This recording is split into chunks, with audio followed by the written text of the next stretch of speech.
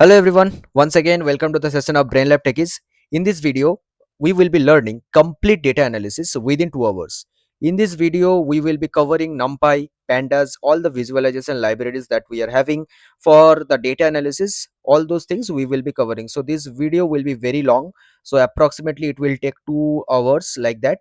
And this video will be very important for the one who is willing to change their tech stack, or who is willing to come into the data analytics field, or those who are having interviews. For them this video will be very important and very good.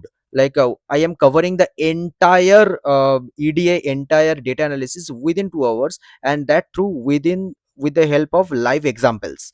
We will be taking the data set, and with those data set we will be solving some questions, and those questions we will be learning the methods of Pandas and NumPy, and that will be very important for the one who are learning for the very first time. So without wasting much time, let us go through the session, right? Covering with the overview of NumPy and Pandas, and this video will be very helpful for the one those who are willing for sitting in the job interviews, or those who are learning NumPy and Pandas for the very first time. Okay, so if you have not watched my previous videos, first go and cover those videos and then come to this video.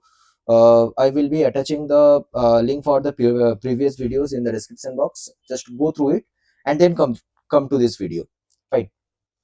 First of all, I will be covering through NumPy. First of all, I will be covering through NumPy. Fine. So what is NumPy? NumPy means numerical Python. Numerical Python. Fine. Now, why do we use this NumPy? We will be using this NumPy to do only one thing, that is forceful introduction of array in Python. Forceful introduction of array in Python. Okay, forceful introduction of array concept in Python. Now what is meant by array? Those who are learning Python, those who are from the Python background, for them this array concept will be very difficult, and it will be very new actually. So let us go through it. What is array at first? So array is basically a way of structuring the data. It is a way of structure the data. Structure the data. Now we have many data types in Python, like list, tuple, set, dictionary, string. Many multi-value data types are present in Python. But why do we need this array? Array is also kind of a multi-value data type. But why do we need this? First of all, how this array looks like. What is the structure of the array? Suppose I am taking one array like this: 10, 20, 30 and 40. Inside this array we are having 4 data value. Now if you look carefully, that this array looks like a list. This array looks like a list because it is also enclosed by square braces, and list is also enclosed by the square braces, right? Now what is the difference between the list and array? What is the difference between the list and array? That we have to understand. Why we will be going for array, why we will be not going for the list. That is the main point. First of all, let us start with the array. Otherwise you cannot get through the list. What is the difference in the memory allocation or the memory structure? What is the internal difference? If we look carefully for array, 10, 20, 30, 40, I am taking 4 data values, and all the 4 data values are of integer data type. All the 4 data what we are taking inside array, all are in the form of integer. Now inside memory, how our memory looks like? Our memory looks like a long chain of memory blocks. A long chain of memory block. Suppose this is your memory space where each and every individual data elements are getting stored. Each and every individual data elements are getting stored. Fine. Now if we look for array, array stores this data element in a contiguous order, and this is the most important concept about array. Array stores each of the data elements in a contiguous order. Contiguous or continuous order. Continuous order. Okay, so what is meant by contiguous or continuous order? Array is storing each of the elements in a simultaneous way in each of the memory block. Like 10 will be stored over here, 20 will get stored over here, 30 will get stored over here, 40 will get stored over here in the continuous way, in a simultaneous way. Fine. Now suppose I want to access this 30. How can I access this 30? With the help of indexing, because array is also a kind of multi-value data type, right? So we can access this 30 with the help of indexing. Suppose I am storing this array in one variable named as L or A. Better give it as A. So I can access like this 0, 1, 2, 3, and if I give A of 2, it will be giving you what? It will be giving you 30. Now actually it is not happening internally. Internally it is represented in a kind of different way. 0, 1, 2, 3.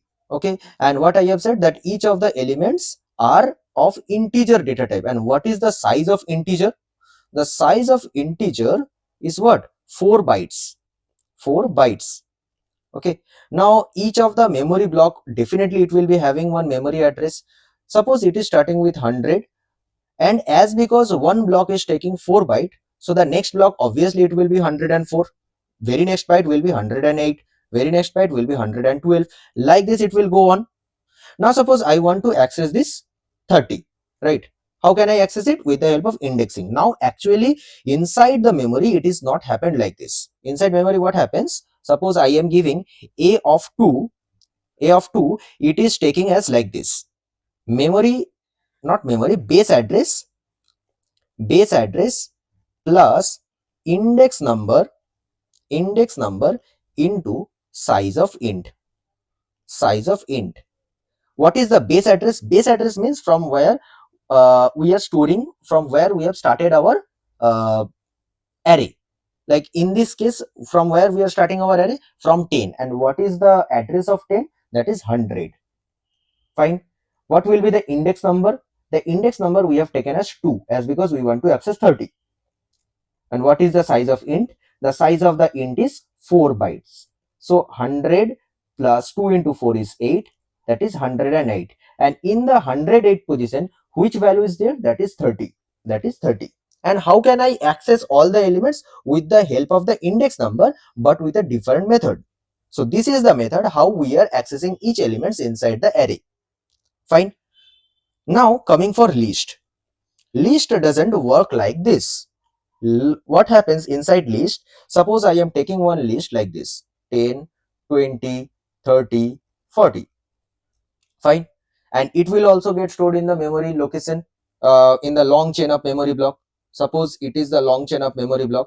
Now in list what happens? It is not storing the elements in a continuous order or in a simultaneous order. It is storing it in a random order. Suppose 10 will be stored over here, 20 will get stored over here, 30 may be stored over here, 40 may be stored over here. So obviously it is the integer data type, and each block will be of 4 byte. So I'm taking the base address as 100, then 108, 112, 116, 120, 124, 128, and 132. Like this the memory will get stored. Now suppose I want to access this 30. I want to access the 30. What I will be writing? I will be using the index number, like L of what? 0, 0, 1, 2, 3. I want to access this 30. So obviously I will be writing L of 2. Now can I use this same method? Can I use this same method to access this 30? Let's try it. What is the formula? Formula was base address. What is the base address we are having? That is 100. The base address means from where we are starting our multi-value data type. Fine. So 100 plus, what is the size of integer? Size of the integer is 4 byte. And what is the index number? Index number is 2. So 108 it is giving. So in the 108 position, is the 30 is there? There is no value is there. So we cannot access any element of the list with this method, as because the elements are not stored in the contiguous order. So how can I access the elements inside the list? See, in list what happens? List is using another type of data structuring way, that is linked list. List is using linked list. Those who know, For them it is fine, but those who don't know, for them also no need to worry about it. I am explaining it in gist. Okay, suppose I want to access this 30, right? So in list, how the data elements are stored, see it. First element is 10, right? First element is 10. Now what is the next element? 10, 20, 30, 40, right? 10, 20, 30 and 40.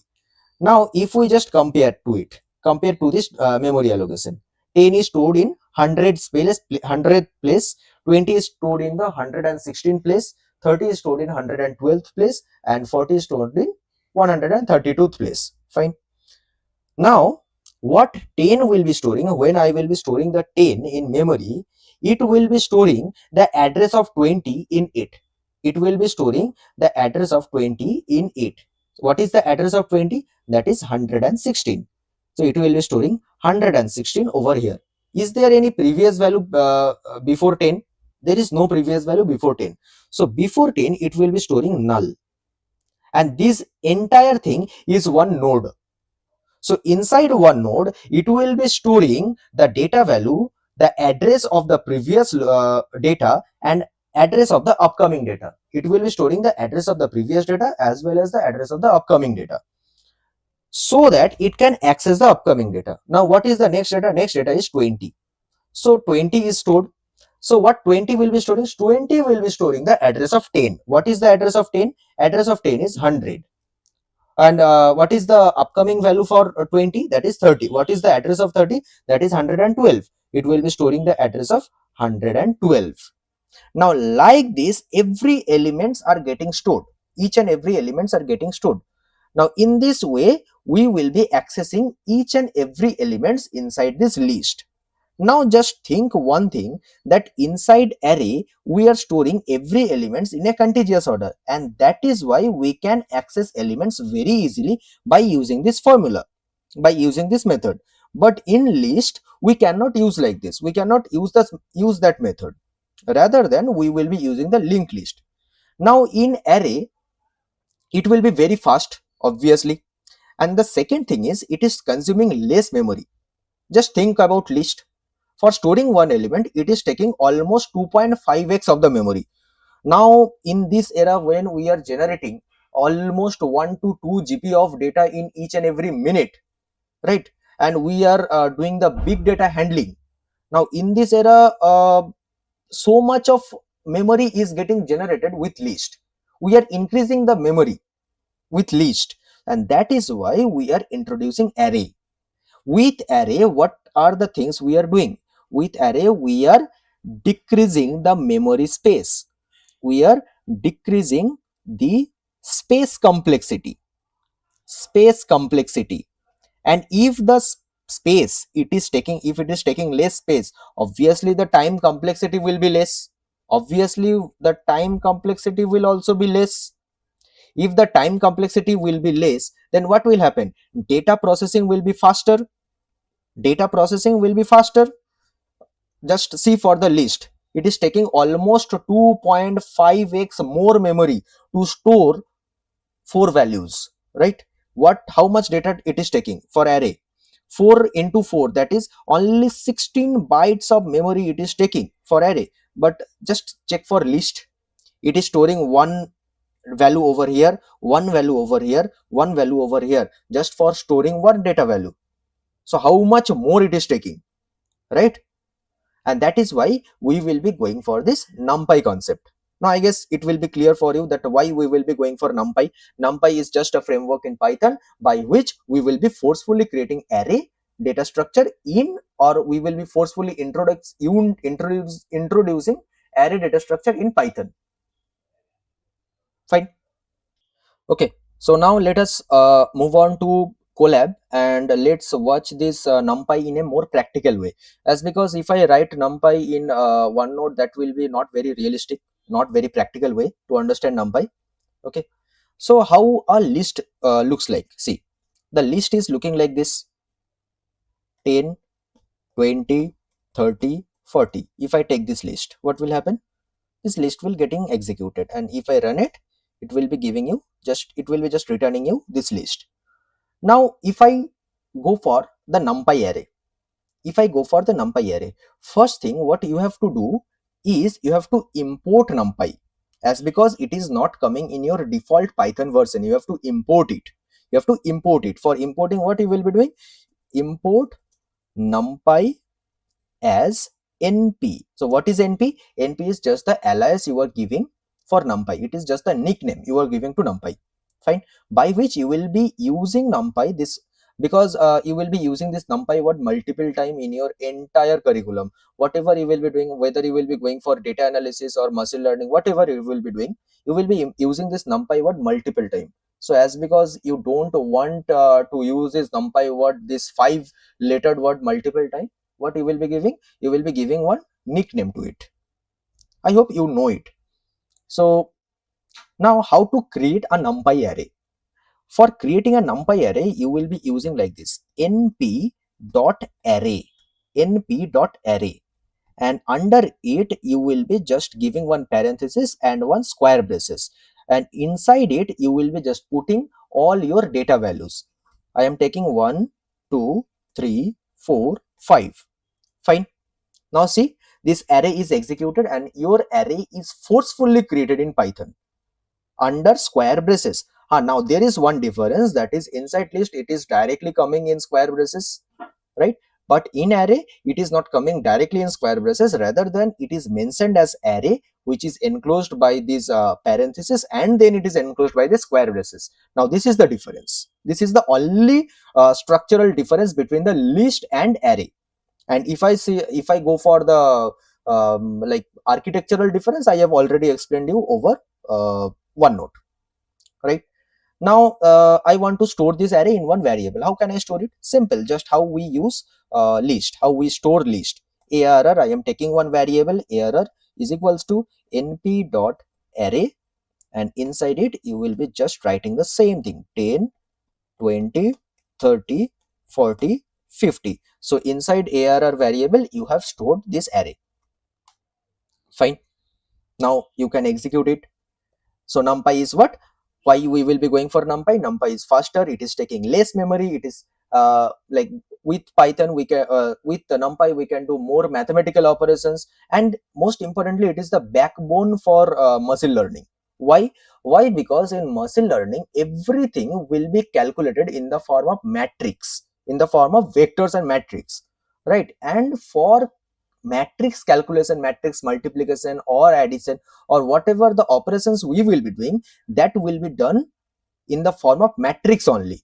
And in computer science all the matrix operations are possible with the help of array, and that is why one of the reason we will be using, or we will be introducing array in Python. Fine. I hope it is clear. Now let us move on for 1D array, that is one dimensional array, or in mathematics you have already learned about one dimensional matrix. So this is the way how you will be creating the one dimensional matrix or one dimensional array. How you can create? Just like this.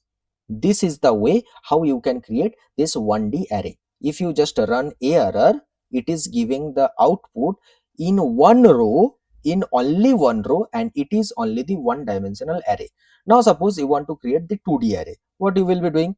B is equals to arr, b is equals to arr, sorry, np dot array, np dot array, and inside it if you just put double square braces, remember this thing, 1 comma 2, and give one comma over here, and if you just give 3 comma 4, 3 comma 4, if you just run it, it is creating the two-dimensional array. Now if you just run b, what it will be giving? See, it is giving in two rows, it is giving in two rows and two column, and that is why it is two-dimensional array.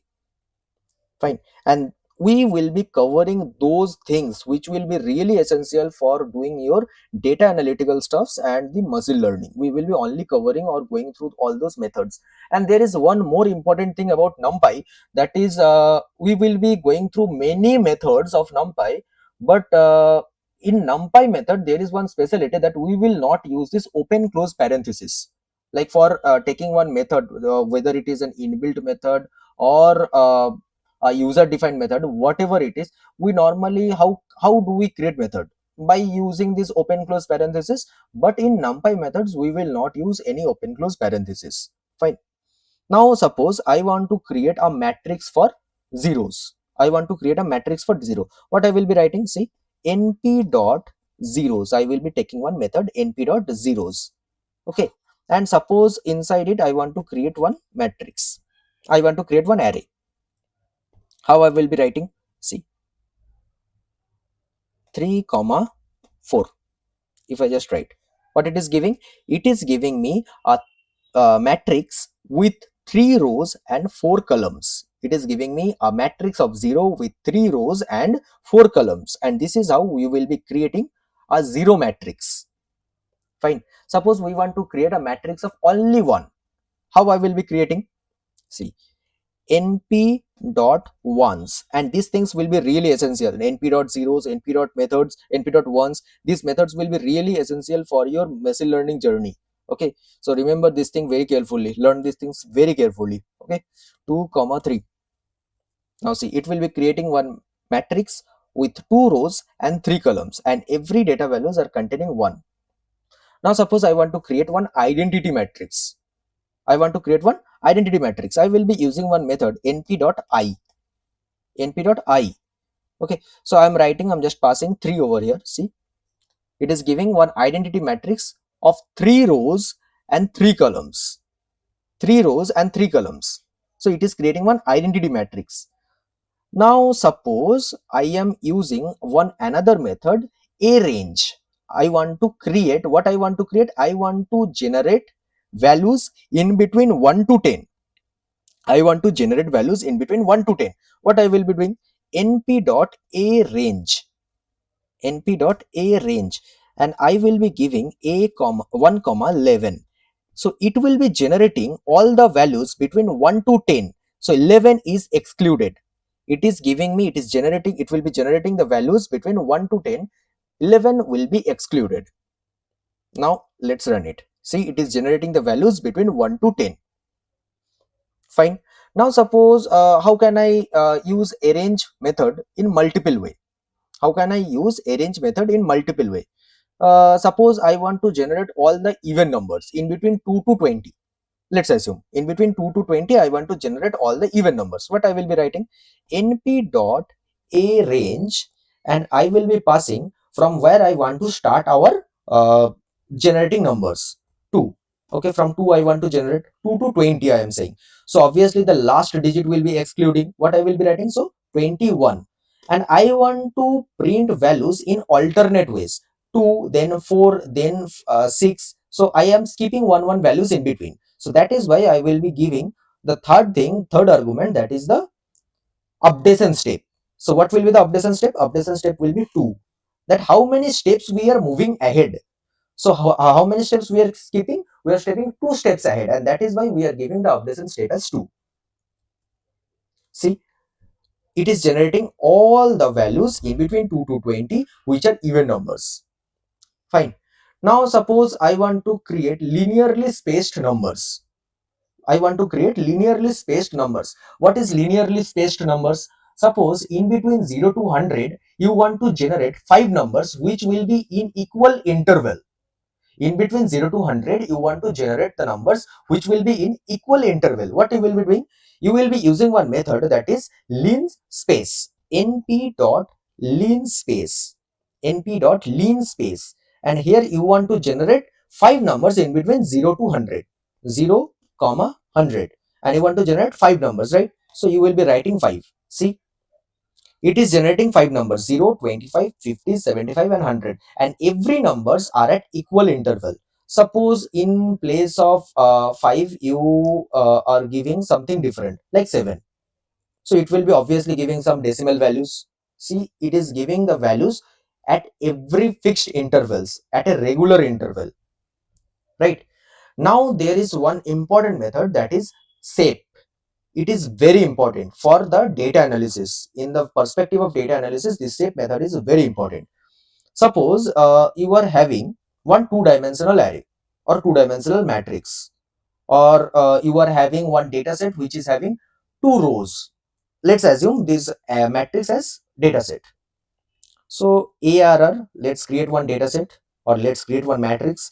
ARR is equals to np dot array, and inside it you will be passing 10, 20, 30. Fine. As because it is a 2D array, so again one square braces, 40, 50 and 60. Fine. Now let's run it. Let's print error. It is giving me a 2D array. Now I want the shape of this matrix. ARR dot shape, and it will be giving me 2 comma 3, as because it is having 2 rows and 3 columns. Fine. It is giving me 2 rows and 3 columns. Now suppose I want to check the dimension of this matrix. I am saying you that it is a 2D matrix. How can I prove it? Using one method, that is ndim. ARR dot ndim. ARR dot ndim. It will be giving 2. Why? Why? Because it is a two-dimensional matrix. Now there is another method, that is size.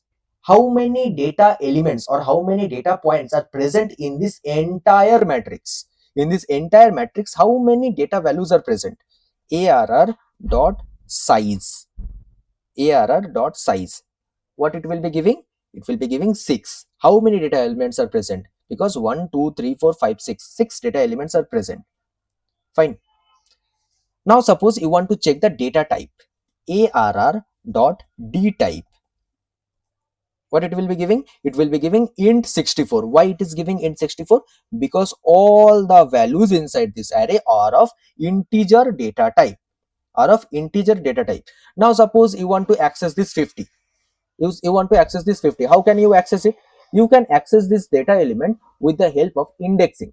With the help of indexing, you can access this 50, right? Or let's be simple at first. Let's be simple. Let's go for 1D array at first. A is equals to np dot array, and inside it I am going through 10, 20, 30 and 40. Fine. Now suppose you want to access this 30. You want to access this 30. What you will be doing? 0, 1, 2. So it will be in the second position. A of 2, like how normally you do indexing, the same way will be also be done for the indexing in array also. Same thing will be done in array also, like how you do the indexing. A of 2, what it is giving? See, 30. It is giving you 30, right? Now suppose I am taking one two-dimensional array, that is this ARR. You want to access this 50. You want to access this 50. What you have to do? First of all, let's print this array at first once again. See, you want to access this 50. This 50 is in which row? This 50 is in second row. This 50 is in second row. First row will be represented as 0. Second row will be represented as 1. Third row will be 2. Fourth row will be 3. Like this, it will be going on. So first of all, you will be writing the variable name. After that, you have to access the second row. Second row. Then in the second row, you are accessing the first element, 0, 1. You are accessing the first element. What it is giving? It is giving you the error. Why it is giving error? Now why it is giving error? Why it is giving error? Why? Because see it that indexing always starts from 0, and this 50 is in second row. I am saying it is 50 is in second row, but the indexing starts from 0, right? So 0, 1.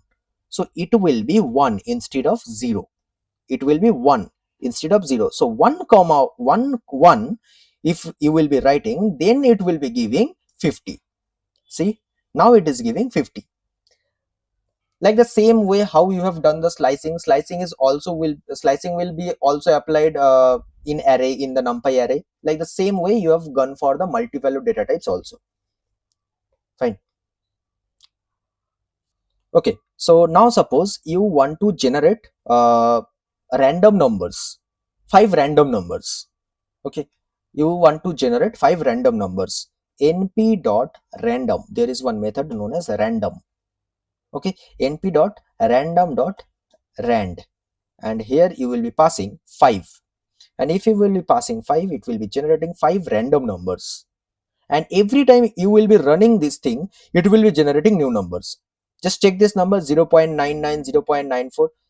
Again I will be running it. See, again different values will be coming. So every time you will be running this random function, it will be generating new values. Now suppose you want to generate random numbers in between 1 to 100 within a certain range. Basically you want to generate random numbers or random integers in between 1 to 100. See, it is not giving the integers, it is giving you the float value. It may give you float value, it may give you integer value, anything it may give. Now suppose you want to generate random integers in between 0 to 100. Okay, np dot random dot rand int, and you want to generate random number between 0 to 100. See, it is giving 19. Why it is giving 19? Only 19 it is giving, as because you have not mentioned that how many random numbers you want to generate. Now suppose you are passing the random, how many random numbers you want to generate. Suppose you want to generate 5 random numbers. See, it is generating 5 random numbers in between 0 to 100, and all the numbers are integers. Okay, all the numbers are integer. Now suppose we are having categorical values. Fine, like male or female or string type value, you may say np dot random dot choice. So basically your computer will be choosing in between male or female, any random thing it may choose, okay. np dot random dot choice, you are giving the values as male and female. Suppose female, female, and here you are passing as 10, as because you want 10 choices from computer. See, random choice is it have made random choices. Fine, and all the methods what I have discussed just now, all the methods will be very very important for the entire EDA to machine learning, and this is all about NumPy. This is all about NumPy. If you can successfully learn all the methods, if you can successfully go through all the methods, your entire, like almost 90% NumPy will get completed for your entire lifetime. And this is all about NumPy. And now let us move on to Pandas. Okay, so now we will be going for Pandas. अभी देखते हैं Pandas का क्या scene है, right? So Pandas है क्या? First of all, what is Pandas? Panda भी और एक लाइब्रेरी है NumPy की तरह, जो कि पाइथन में है, and we will be using pandas mostly for the data analysis and data pre-processing. For the data pre-processing and data analysis ये पैंडा बहुत इंपॉर्टेंट काम करेगा, बहुत इंपॉर्टेंट काम करेगा pandas. Now we will not discuss pandas in this one note, rather than we will be moving on to directly on to Colab, as because it is very practical. And जब भी आप लोग पैंडा सीखने जा रहे हो, अगर आप इंटरमीडिएट लेवल पे हो या फिर बिगिनर लेवल पे हो, बिगिनर लेवल पे आप ज़्यादातर पैंडाज यूज़ करोगे रेदर देन नमपाई. अब जब प्रो लेवल पे चले जाओगे मशीन लर्निंग या फिर डेटा एनालिसिस में, तभी आप लोग ज़्यादा नमपाई यूज़ करोगे rather than pandas. But in this stage, when you are learning machine learning, when you are going through machine learning, in this stage you will be learning or you will be using pandas more, like almost 80% of the time you will be using pandas. Fine. So as because panda is also a kind of library, also a kind of framework, we will be importing it like how we have done for NumPy. So we will be doing the same thing, import pandas as pd. Okay, so PD क्या है? PD हम लोग का पैंडा का एक nick name दिया गया है, एक निक नेम बस है. ओके, ना हम लोग पैंडा का काम क्या करेंगे, पैंडा में होगा क्या? पैंडा में हम लोग जो भी डेटा इंपोर्ट करेंगे, डेटा को लोकल सिस्टम से जो भी हम लोग कोलैब में लाएंगे, सब कुछ काम ये पैंडा के थ्रू ही होता है. हर एक काम pandas के थ्रू ही होता है। लाइक आप अगर इधर फाइल में जाओगे तो इधर फाइल में जाने से इधर एक अपलोड का बटन मिलेगा। So if you will be clicking this upload button, you will be redirected to your local files. Now just select your file which you want to import. Okay, so your file is imported in Colab. Now आप अगर इसमें just insurance dot C S B में जब hover करोगे, आपको ये three dots नजर आएगा। ये थ्री डॉट्स पे आप अगर क्लिक करोगे तो आपको एक ऑप्शन मिलेगा copy path. Just click on this copy path and आप लोग इधर फिर से आ जाना, एंड इधर आके आप लोग करोगे क्या, df is equals to pd dot read csv, pd dot read csv. Okay, so basically what this function is doing, this function is reading your csv file from your local device, from your local storage. This function is reading, or this method is reading your csv file from your local device or local storage. Now आप क्या करोगे, आप जो चीज को copy किए हो, जो पाथ को कॉपी किए हो, वो जस्ट इधर पेस्ट कर दोगे। That's it. And your entire dataset will be in your Colab. Now run it. Now run होने का बाद आप देखोगे कैसे कि क्या डेटा इंपोर्ट होके आया है हम लोग के पास, क्या डेटा इंपोर्ट हुआ है। सो आप लोग करोगे df.head, df.head, एंड हेड एक मेथड है जो कि क्या काम में आएगा, जो आप लोग का जो डेटा सेट है उसका जो फर्स्ट 5 रोज है वो आपको डिस्प्ले होगा, वो ही बस आप लोग को डिस्प्ले होगा। रन कीजिए। तो रन करने के बाद आपको दिख रहा है, आपको कुछ कलम्स नजर में आ रहा है, कुछ कलम्स एंड रोज नजर में आ रहा है, एंड जो कि है age, sex, BMI, body mass index, basically children, smoker, region, charges. Fine. Now, this is basically the insurance data set. This is basically the insurance data set. And what this head function is doing? Head function is just importing the first 5 rows from the data set. And pd.readcsv is just a method which is importing the data set from your local storage to Colab. Okay. Now, suppose your file is in Excel format. What you will be writing? Simply in place of CSV, you will be using Excel. In place of CSV, you will be using Excel. Fine. Now suppose you want to visualize last 5 columns. What you will be writing? df.tail. You will be visualizing the last 5 columns. Now suppose these are the first 5 columns or last 5 columns. Now suppose you want to check random 5 columns from the entire dataset. You want to check random 5 columns, as because you will be getting an overall idea of the dataset. Because it may happen like if you are visualizing the first 5 column or the last 5 column, maybe there is some manual error or some syntactical error or some machine error or some sensor error, that maybe it have done some mistake. Maybe if it is a manual, maybe if the data is collected manually, maybe that human at last he or she have collected or mentioned the data in a very biased way. Your data may be biased, so you may get a wrong idea or wrong intuition from the data, right? So let's go for random data. So for the random data, what you will be giving, you will be using one method known as sample, df.sample, df.sample. See, you are getting only one row. Why you are getting only one row? Because you have not specified how many row you want to see or how many row you want to visualize. Suppose I am mentioning 10. So you will be getting 10 rows. See, you are getting 10 rows, right? Now suppose you want to get the shape of the entire data. You want to get the shape of the entire data. Now this entire data is in the form of array. Just imagine this entire data set is in the form of array. Now you want to just look after that how many rows are there and how many columns are there. So what you will be doing? You will be using one NumPy method, that is shape. So you will be using df.shape, df.shape.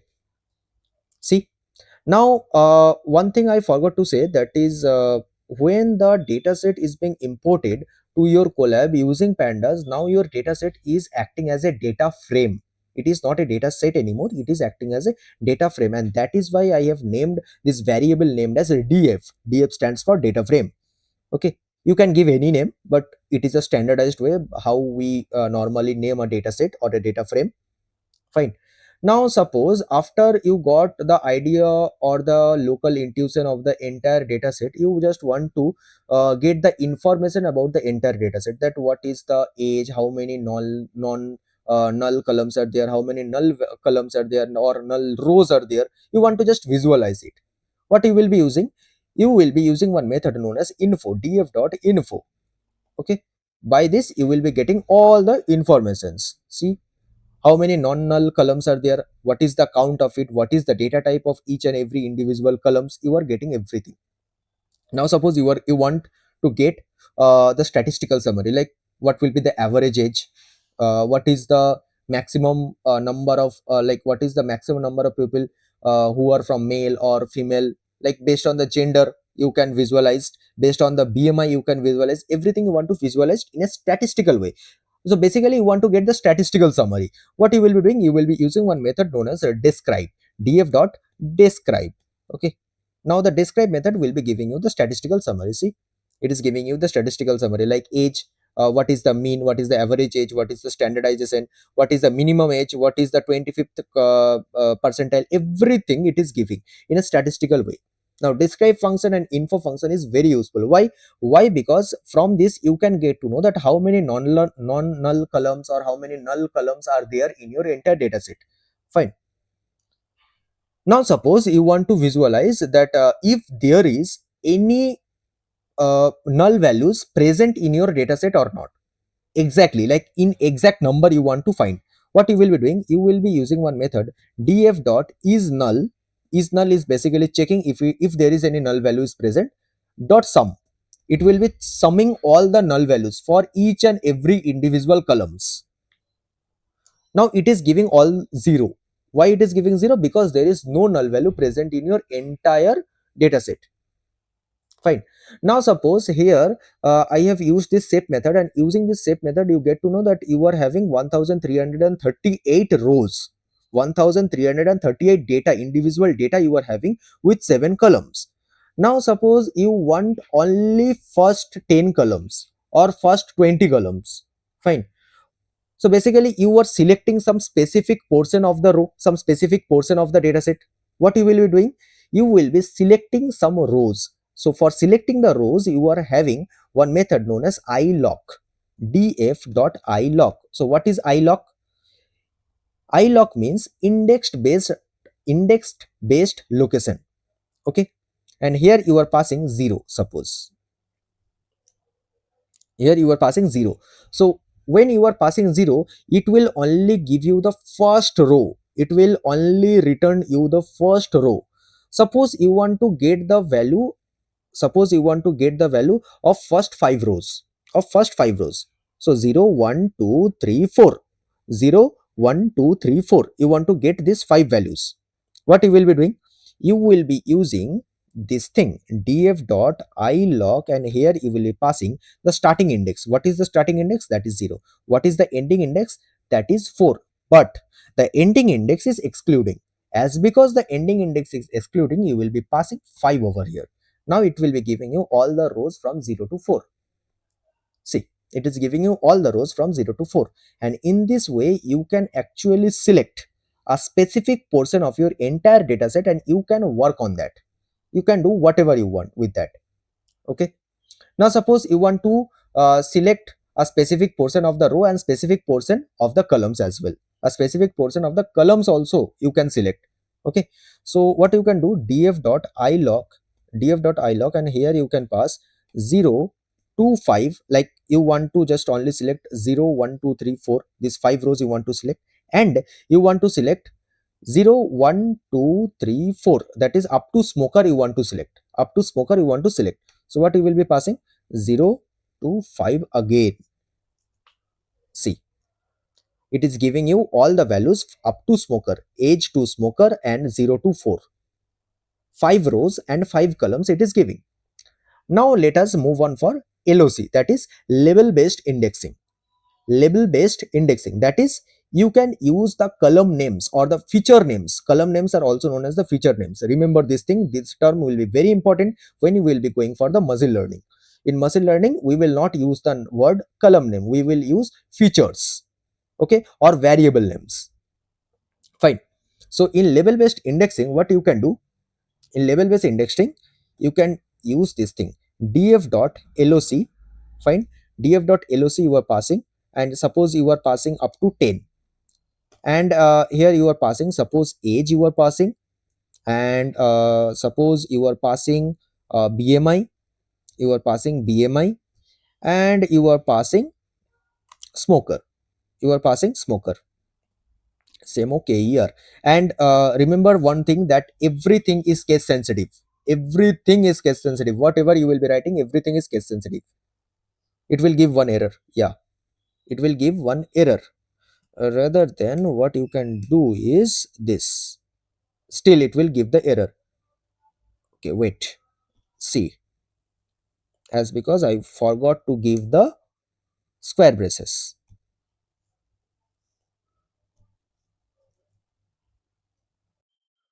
Okay, what it is giving the error, none of them. Okay, sorry, I have not given the index number only, like how many rows I want to select. I have not given the rows, and that is why it is giving the error. So suppose you want to select the only the first 5 rows, like 0 to 10.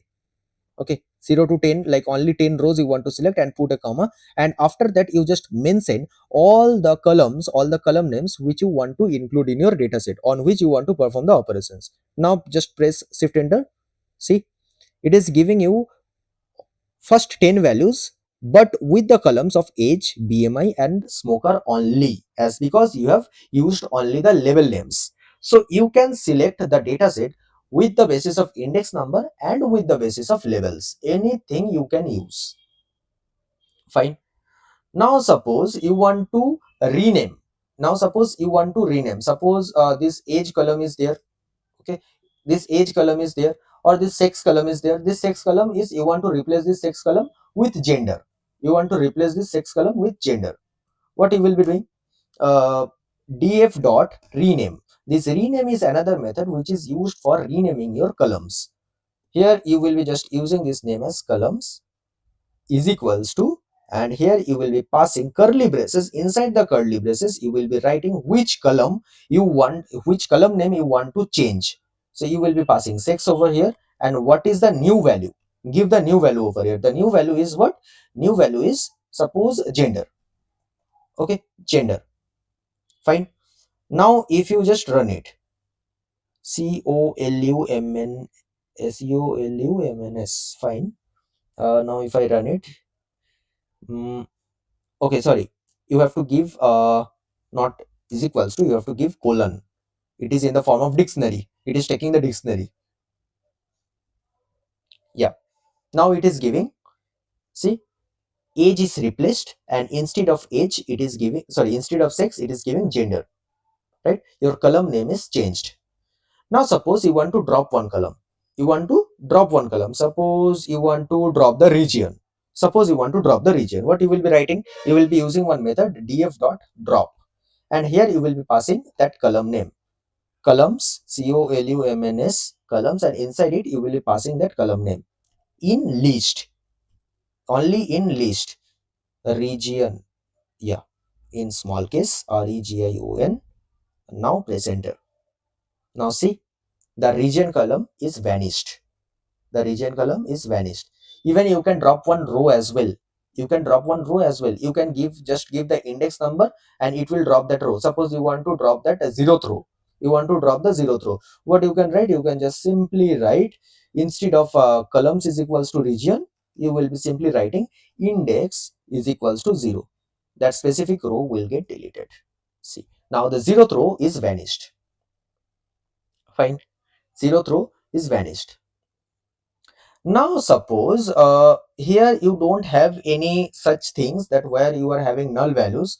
So if the null values will be there, when the null values will be there, we can use this method, that is how we can remove the missing values, how you can impute the missing values. Like suppose you are having in one specific row, you are having one missing value, how can you impute that?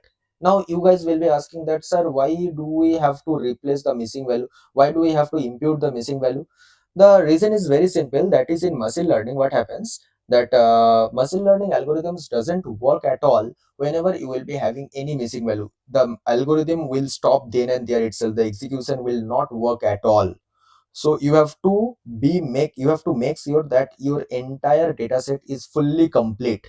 No single missing value will be accepted by any machine learning algorithm. So you should make sure of that. So when you will be going through the EDA, at that point of time I will go through this method of this imputation by mean, median and mode. I will show you that. But as because this data set is not having any missing value, so you can learn it later, not an issue. And there are more few methods are there, like filtering, group by, then sorting, then how to remove the duplicate values, like the redundant values. All these things we, or the unique values are also there, yeah. So all these things we will be learning in the upcoming videos. Why?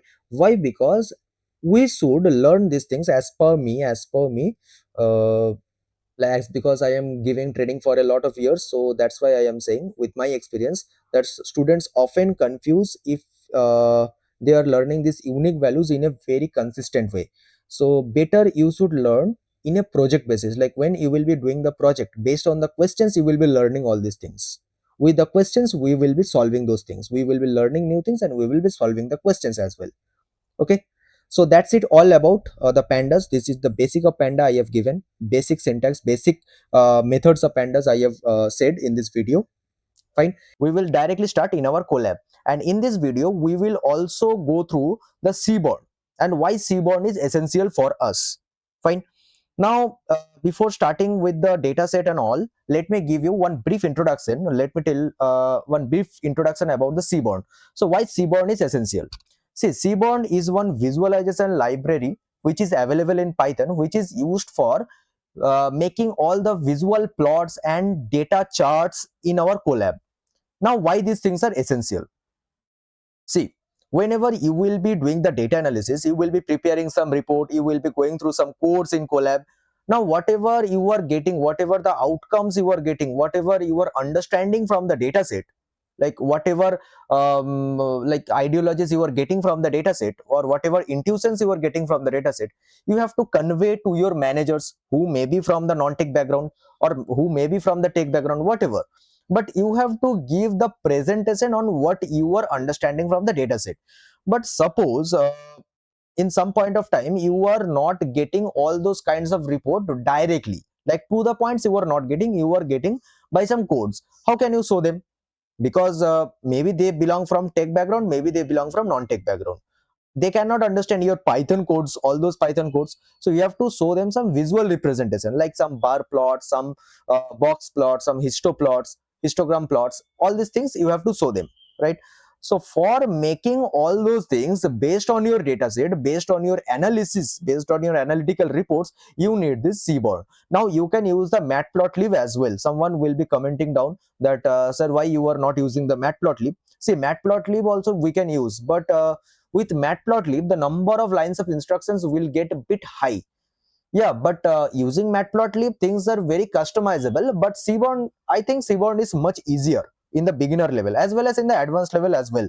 Like Seaborn is very easy to learn and very easy to work. It is not like if you are working with Seaborn, you cannot work with Matplotlib. It's not like that. But the syntactical things are very less in Seaborn. That is why I will be preferring Seaborn. Fine. So let us first import all the data sets. Uh, for this video, I will be using the tips dataset which is available in Seaborn. First of all, we have to import all the libraries, right? In the previous video, we have gone through NumPy and Pandas. If you have not gone through that video, please go through that video at first, then come to this video. Otherwise, the things will be very hectic for you. So we have to first import the NumPy library, then we have to import the Pandas library. Fine. Pandas as PD. Now these I have told you that this NP and PD are nothing but they are simple allies we are using. That's the nickname of NumPy and Pandas we are using. Now we will be learning, I have said that we will be learning about the Seaborn. Now we have to import the Seaborn as well because it is also one of the library. Now we will be importing the Seaborn. Seaborn, import Seaborn as SNS. Fine. Now let me say you one thing, that Seaborn is such kind of library, or you can say framework, which is having its own dataset, which is having some of its own dataset, and it is basically meant for the practice purpose. Fine. Now we can use those dataset for the learning basis. For the learning purpose, we can use those dataset. Now how can we access those Seaborn dataset? See, df is equals to SNS. SNS is basically this alias we are using for the Seaborn. Fine. df.sns.load dataset. So this load dataset is one method in Seaborn which is useful for importing the dataset of the Seaborn in our Colab file as a data frame. As a data frame. Fine. So we will be importing the entire dataset. And what dataset we will be importing? We will be importing tips dataset. We will be importing tips dataset. Data sns.load dataset. Okay, there is one spelling mistake I have done. Dataset. Yeah, now it will run. Now if I just do df.head, I have told you already that what is the purpose of df.head. It is basically, it will be just giving you all the 5 rows from the first 5 rows of the dataset. It will be just giving you the visualization of first 5 rows from the dataset. See it? So we are having some columns like total bill, like what is the total bill given by the customer or generated by the customer. What is the tip? Basically in the restaurants some tips are given, right? So this is the tips. Then what is the gender, that is the sex given over here. Whether the specific customer is a smoker or a non-smoker, then which uh, day they have went to that restaurant, and what is the time they have went, and what is the size, like with how many members they have went to that restaurant. This is all about our data set. Now this is our basic understanding or the overview of the data set. Fine. Now from this data set we have to understand that how many rows are present in this data set. So for understanding how many rows are present, we have to go through one method that is available in NumPy, that is SEP, for understanding what is the how many individual data are present in this entire data set. So we will be going through df.sep. By this we can understand how many rows are present. See, we have 244 rows and 7 columns are there. So we have 244 individual data are present. 244 individual data are present. Okay. Now we just want to get what are the data types and how many, like we just want to get the overall information. We just want to get the overall information from this data set, like how many non-null columns are there, how many null columns are there, or null values are there. We just want to get through that. So we will be going through df.info. We will be getting an overall information about this data set. Now see, so we are getting what? Total bill. Okay, so there is no non-null columns are present. That is great. No non-null columns are present, and we can also get the individual data types for those, for the entire column. Individual data types for all the columns. Okay. Now we just want to get that are there, I am writing down the question, are there any missing values present in the data set? Are there any missing value present? We can get that we from this info only we can get that there is no null data present in the dataset, but still we are going through it. Are there any missing value present in the dataset? In the dataset. So let us check that. So for that we will be going through df.isNull. So isNull is basically checking how many null columns or null values present in your dataset, and we just want to get the entire sum up of all the null values. So we will be going through df.isNull.sum. It is reconnecting. Just a second. Okay. So basically, we will be going through this df.isNull.sum, and it will be giving you the sum of all the reports, all the null values. See, we don't have any null value, and that is why it is giving us 0 for every columns. Now we just want to check that whether there are any duplicate rows or duplicate data. And if we go more technical way, if there is any redundant data or redundant column, redundant row present in our data set, we want to check that. So are there any duplicate rows? For checking of the duplicate, we will be using one method known as duplicated. So we will be going through df dot duplicated dot sum. Okay, we will be summing up the entire thing. Df dot duplicated dot sum. So there is only one duplicate row present. Fine. Now, in the previous video, I have told you that our machine learning models will not work if we have any null value, right? If we have any null value, our machine learning models will not run. It will stop then and there itself. But the factor is, whenever we will be going through data analysis, or whenever we are doing the reports, we are preparing for the reports during the data analysis, we will not do any data cleaning or feature engineering process. Like, we will not impute the data set like any null values. Why? Because the thing is, see, whenever you will be modifying anything, or when you will be imputing the null values, imputing means you will be just replacing the null values with something. Like, we will be learning afterwards how you will be like replacing the null values or imputing the null values. There are some techniques are there by which we will be doing that.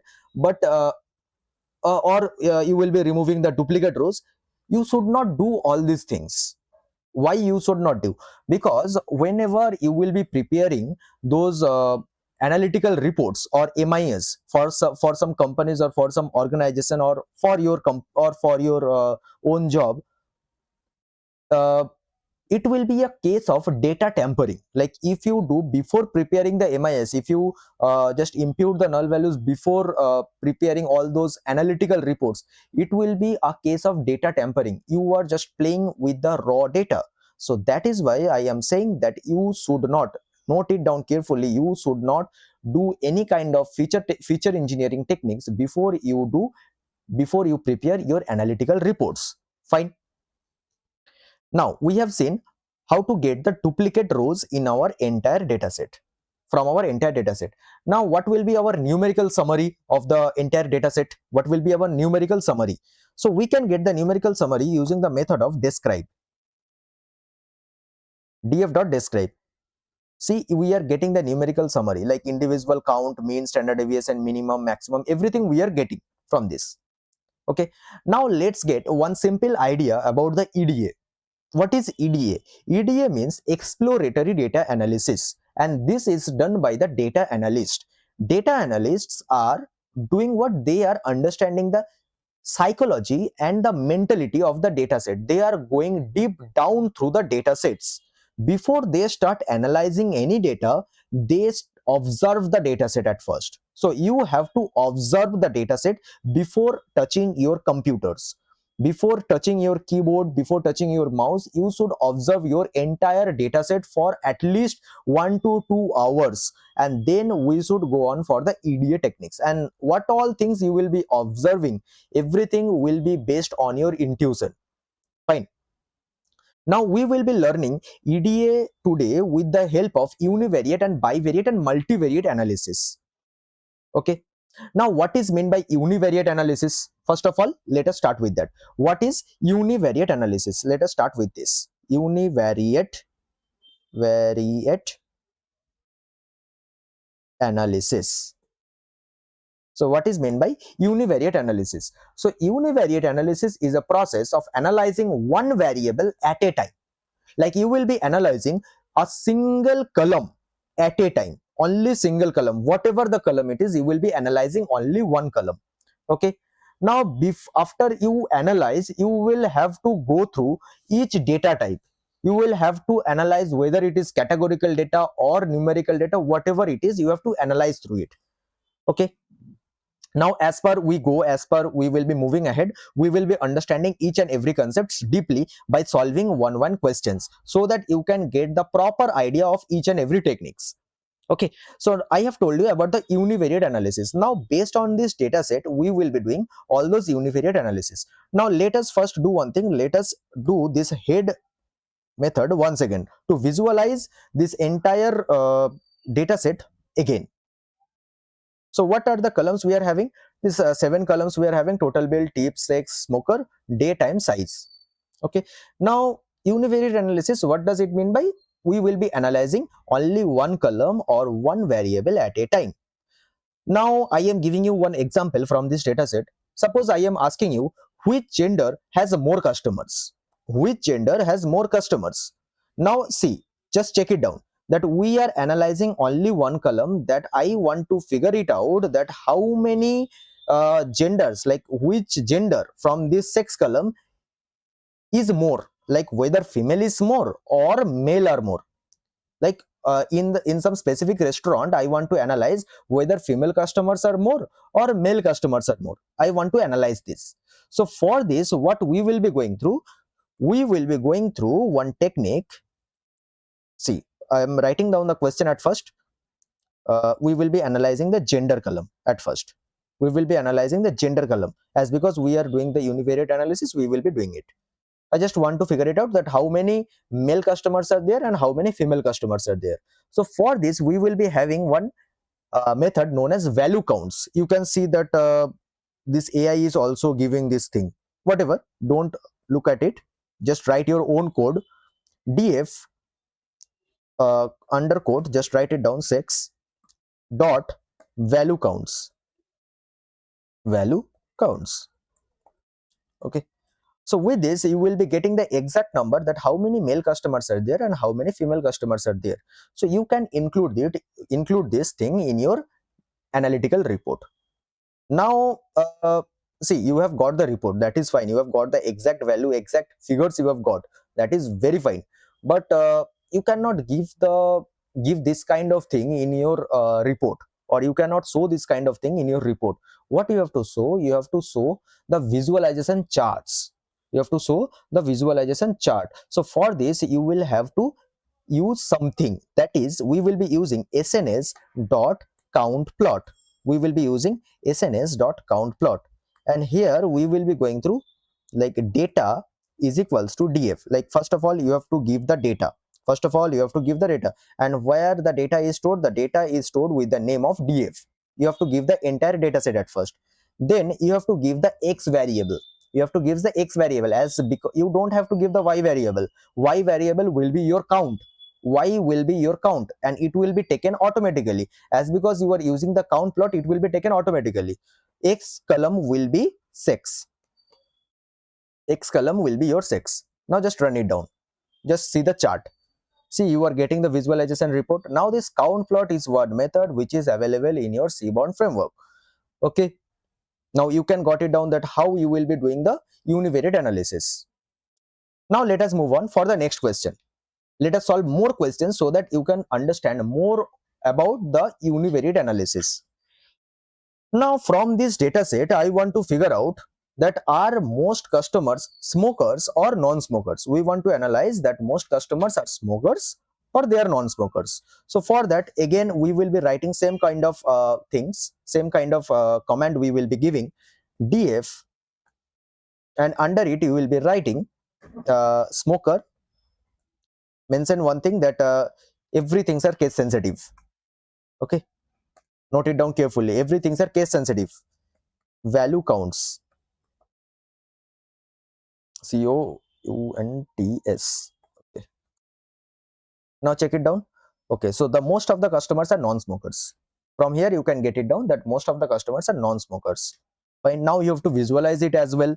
So what you will be doing, you will be going through the same command, sns dot count plot. And here you will be giving, first you will be passing the entire data frame. Entire data frame you have passed as a data, and you will be passing the x column, that will be smoker. That will be smoker. Now check it down. In the x column we are having the smokers, yes or no, and in the y column we are having the count, number of counts we are having. Got it? In this way we can visualize the thing. Now coming to the third question. Third question is, we will be analyzing, let us move on through the data set once again. Which day has the highest number of customers? Which day of the week have the highest number of customers? We want to figure it out. Which day of the week will be having the highest number of customers? Okay, so basically this count plot is doing what? It will be going through each and every row of the column, each and every row of the column, specific column, and it will just count it down. It will count that how many Sundays are present, how many Mondays are present, how many Tuesdays are present. It will be counting through each and every rows. Basically inside the count plot, it is going through a looping procedure. Under it, it will be using some while loop or for loop it will be using, and it will be going through all the data. Okay, now let us go through this question. Which day has the highest number of customers? So same thing, we will be writing df, under it we'll be writing day dot value counts. Same thing. See, it is giving the data for each and every day. Now the thing is, we have to go through the visualization of it, right? So for the visualization, again we will be using the count plot. Now you must be thinking that Sir is continuously showing us about the count plot. Now why we are using the count plot? Because when we will be doing the univariate analysis, in univariate analysis, mostly we go through the count plot or pie chart. There are only two plots which we will be going for the univariate analysis of the like, I mean, not actually like when we will be having only the categorical data. Like since starting we are analyzing the categorical data, right? Categorical data means like yes or no, sex like male or female, then the day, Sunday, Monday, what day is there. So whenever we will be doing the univariate analysis of the categorical data, we will be using only two plots, that is the count plot and the pie chart. Remember this thing, because students will get confused that what chart or what plot we can use at what point of time. So I have said that whenever we will be using whenever we will be doing the univariate analysis of the categorical data, we will be using the count plot or the pie chart. Fine, let us run it. See, we are getting the data for like in the x-axis we are having the day, Thursday, Friday, Saturday and Sunday, and in the y-axis we are having the counts. Fine. Now let us solve the next question. The next question will be, which day has the lowest number of customers? Let us move on through this data set. Which day has the lowest number of customers?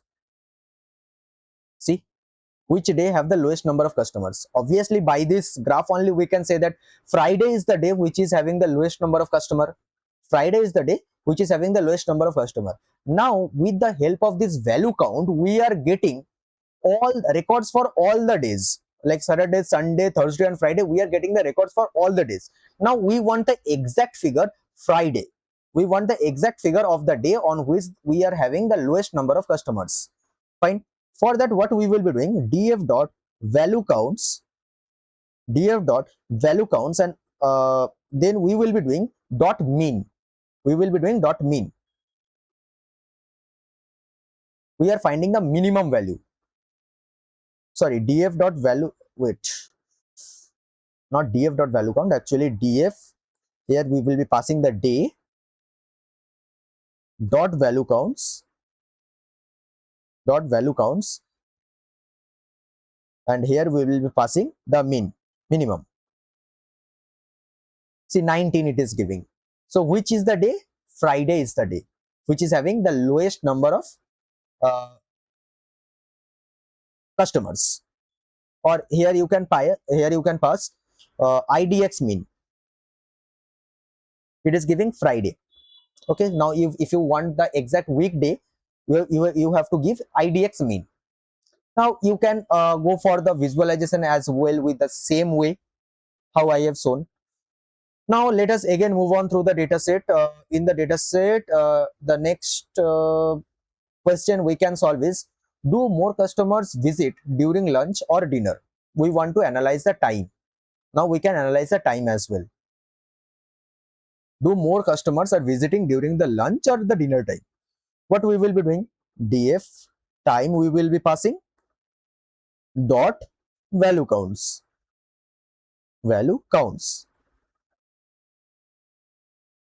Okay, now see, we can figure it out that most of the customers we are having during dinner and very less customers we are having during lunch, and it is almost less than 50%, right? The difference is a 50%.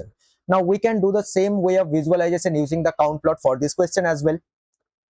So we have analyzed, if you have seen carefully, that we have analyzed each and every categorical columns like sex, smoker, day and time. Now let us analyze the numerical column as well. Let us go for the numerical column as well for the univariate analysis. Okay, so for the numerical analysis, what can be our first question? We can analyze the total bill. Like what can be the average bill? What can be the average bill made by the specific restaurant? What will be the average bill made by the specific restaurant? So what I will be doing? Df dot, not df dot. Yeah, you can write in this way as well. You can write in this way as well. You can write df dot total bill, like without giving those data frame, without using the pandas way for writing the thing. You can use like this: df dot total bill dot mean. That is the average we are getting. We are finding the average of the total bill. See, it is giving the average, but it is giving in NumPy format. It is giving in NumPy format. See, it is written as np.float. Right now, if we want in the normal data frame format, then we have to write this total bill or the column name inside the square brackets. df total bill, df total bill, and we will be writing dot mean. See, okay. Now, how to visualize it? Let us go on for the visualization. Now we are analyzing the numerical data. Total bill is the numerical data. We are analyzing the numerical data. For analyzing the numerical data, you should keep one thing in your mind. We will be using histogram, dist plot, or box plot.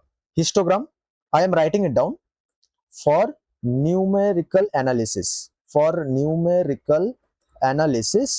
we will be using histogram, dist plot, or we can use box plot.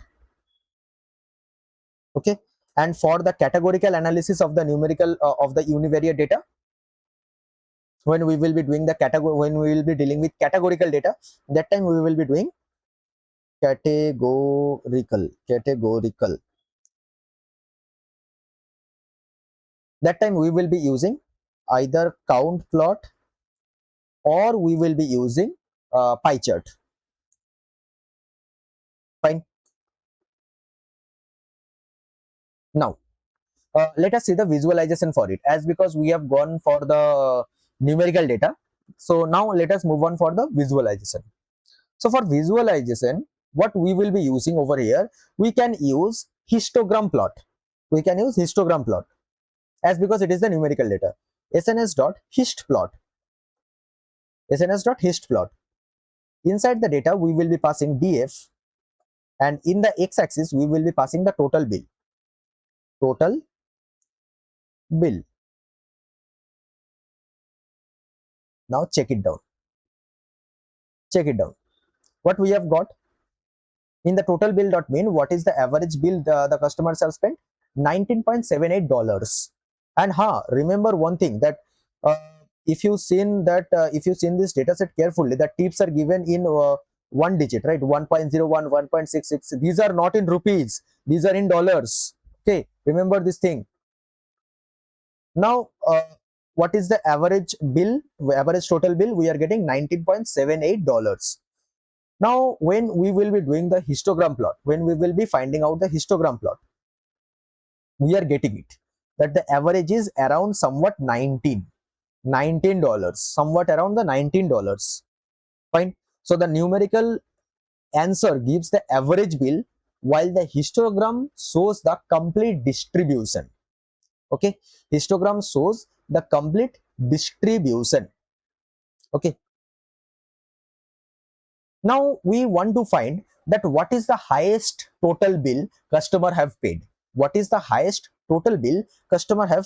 So the same way we can write df total bill, and we will be writing dot max. There is one method known as max. See, the highest bill is $50.81. $50.81. Okay. Now this type of questions where we are finding the maximum value and minimum value only by one statement, for this we don't need to go for the visualization. That is absolutely lame kind of thing we will be doing. Now if we want to find out the maximum, we can figure it out for the entire data set. For the entire data set we can figure it out for the visualization, but for the single value we should not go for the visualization. It is not needed. Now in the same way we can go for the lowest bill, lowest total bill, right? Now let us go on again with the data set. What can be the next data or next column we can analyze? That is the tip data set. What is the average tip given by the customer? Df tip dot mean.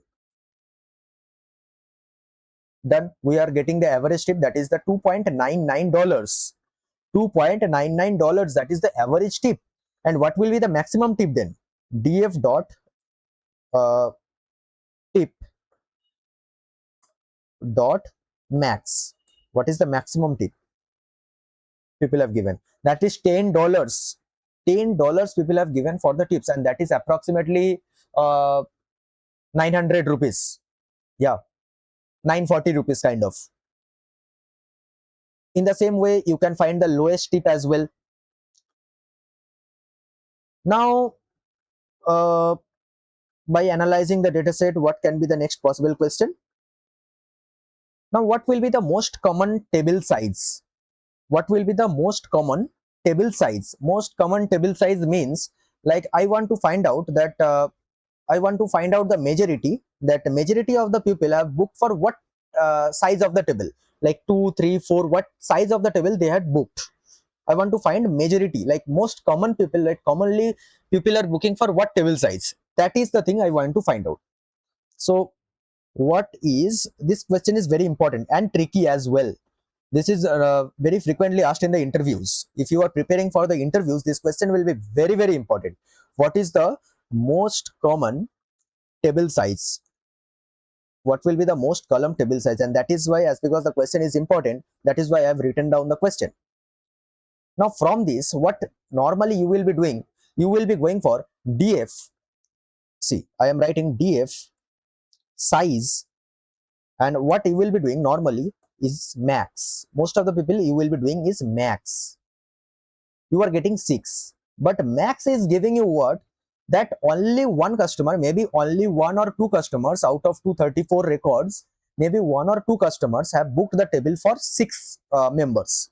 For 6 members, it is giving you only that value. But I want to find out that, like, commonly what the size of the people, what the size of the table that people are booking.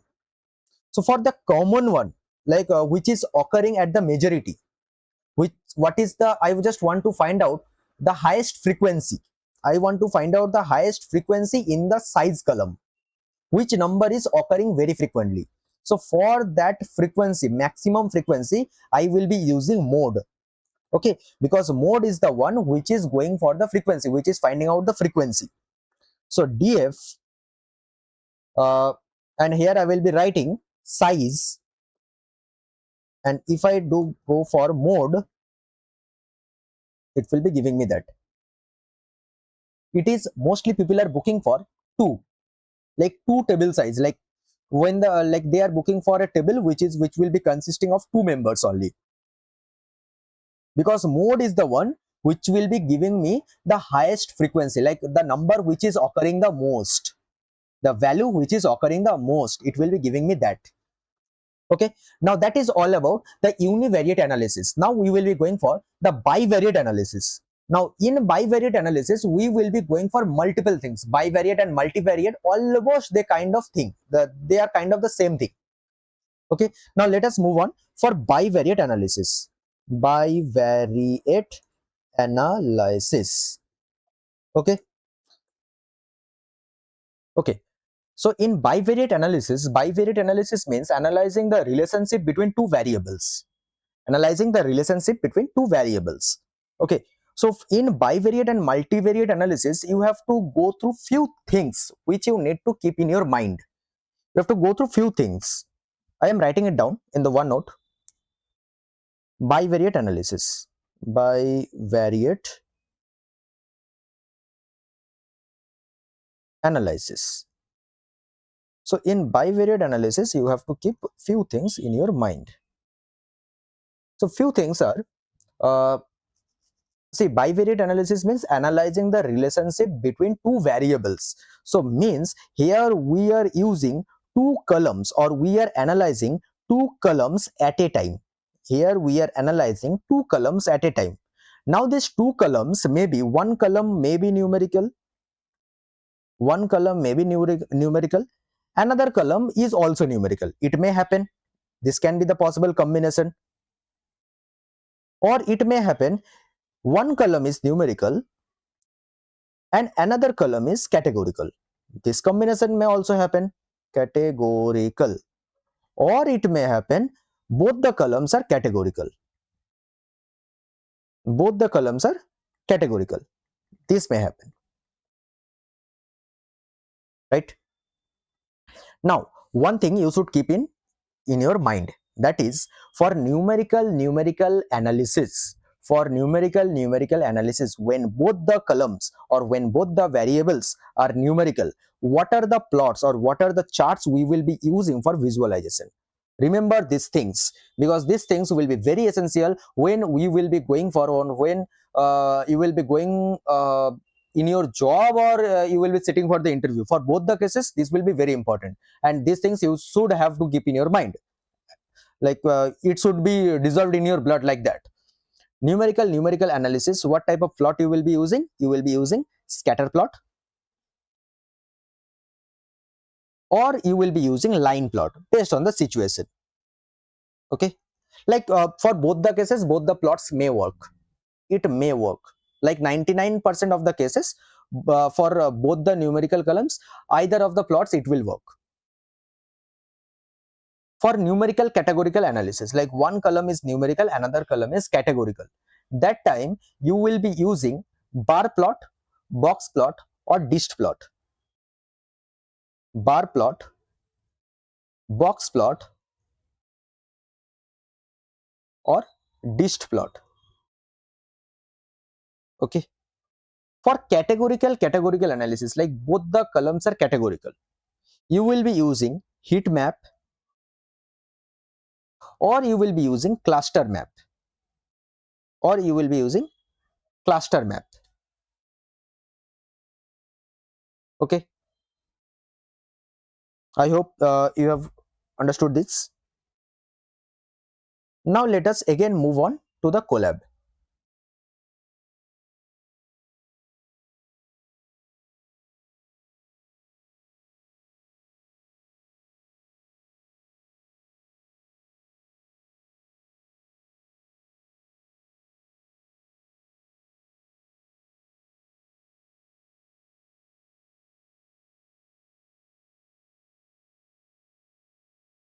First of all, let us visualize this. Let us visualize the data set once again. That what are the questions or what are the combinations we can find out for numerical analysis. First of all, we will be going through numerical analysis, and we will be learning scatter plot and line plot. Total bill, we are having tip, sex, smoker, day, time, and size. Fine. So numerical analysis, both the columns, that is x axis and y axis, both will be of numerical data. Both will be of numerical data. Now, first question from this data set, we can find out that is the total bill related to tip? Is the total bill related to tip? Okay, I have forgot to put the hashtag, comment it down. Okay, is the total bill related to tip? I want to figure it out that when the total bill increases, tip is also increasing, or it is not increasing, it is like that itself, like it is not at all relatable with the total bill. I just want to figure it down. So for finding it down, what we will be doing, uh, we will be using as because first of all we have to go through the direct solution as well. Before the visualization, we have to get the direct solution as well. So what we will be doing, df, and here we are analyzing, as because we are analyzing both the column, so we will be writing df total bill. Total bill we will be passing over here, df total bill. I want to figure it out that whether there is any relation. What I have written the question is the total bill related to the tip. So I just want to find out the relation, whether there is any relation between the total bill and tip, like with the increasing of the tip, whether the tip is increasing or not. So for that we will be using one method known as CORR. So it is finding out what? It is finding out the correlation between both the columns. It will be finding out the correlation between both the columns. So if you just want to figure it out that what is correlation, I am just giving you four graphs. I'm just giving you four graphs. Suppose this is one graph, this is x-axis and this is y-axis. Suppose we are having this line. Suppose we are having this line. So this is what? Positive correlation. With the increasing of x, y is also increasing. This is what? This will be negative correlation. Okay, this will be negative correlation. This is what? This is constant. This is going constant. With the increasing of x, y is remaining constant. Okay, or the graph may behave like this. With the increasing of y, x is at a constant position. Or data may be clustered like this. Data may be clustered like this, where there will be no correlation at all. So here we will be using one method known as CORR. It is basically finding out the correlation between both the columns. CORR, sorry. Here I will be passing df tip. We are passing the tip column. Let's see that. It is giving me 0.67. So here we are getting the value as 0.67. So there is one range of correlation, that when we are having the correlation value from 0.5 to 0 from 1, like what is the range of the correlation? -1 to +1. Basically -1 to +1 will be the range of correlation. So whenever we will be having some value, we will be getting the value like beyond, like after 0.5 to, like from 0.5 to +1, that means it is very strong correlation, like strong to, like moderate to strong correlation we are getting.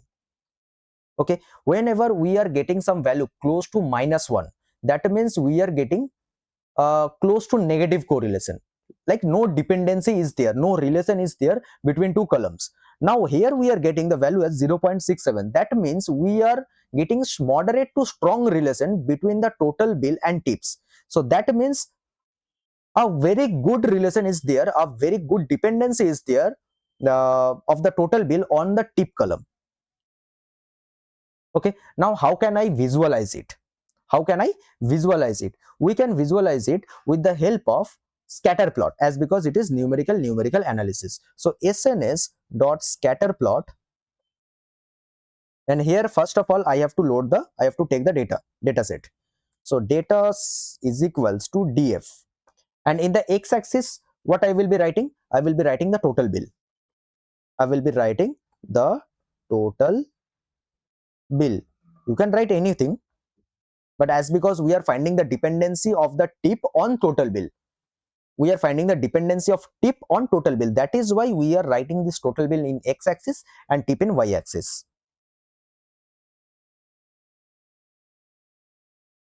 Check it down. Okay, now suppose we are doing the line plot. We are doing the line plot for this entire, for exact same data, SNS dot line plot, and if I do data is equals to df, and x-axis will be total bill, x-axis will be total bill, and y-axis will be tip. What it will be generating? See, it is kind of linear. It is kind of linear. Positive correlation it is giving, increasing, like along with the increasing of total bill, tip is also increasing. By this scatter plot, things are not getting very clear. It is very scattered, actually, very scattered, messed up data. But by the line plot, things are getting cleared. With the increasing total bill, the tips are also increasing. The person who have paid $50, they have paid the tips of, like, person who have the total bill of $50, they have the total bill of $10. So yeah, we can say that along with the increasing of total bill, the tip is also increasing. Now let us move on for the second question. The second question will be, let me figure it out from the dataset itself. How does the average tip change the total bill range? How does the average tip change the total bill range? No, it is also kind of same question. Let me think something different. Is the table size related to the total bill? Next question will be, is the table size related to the total bill?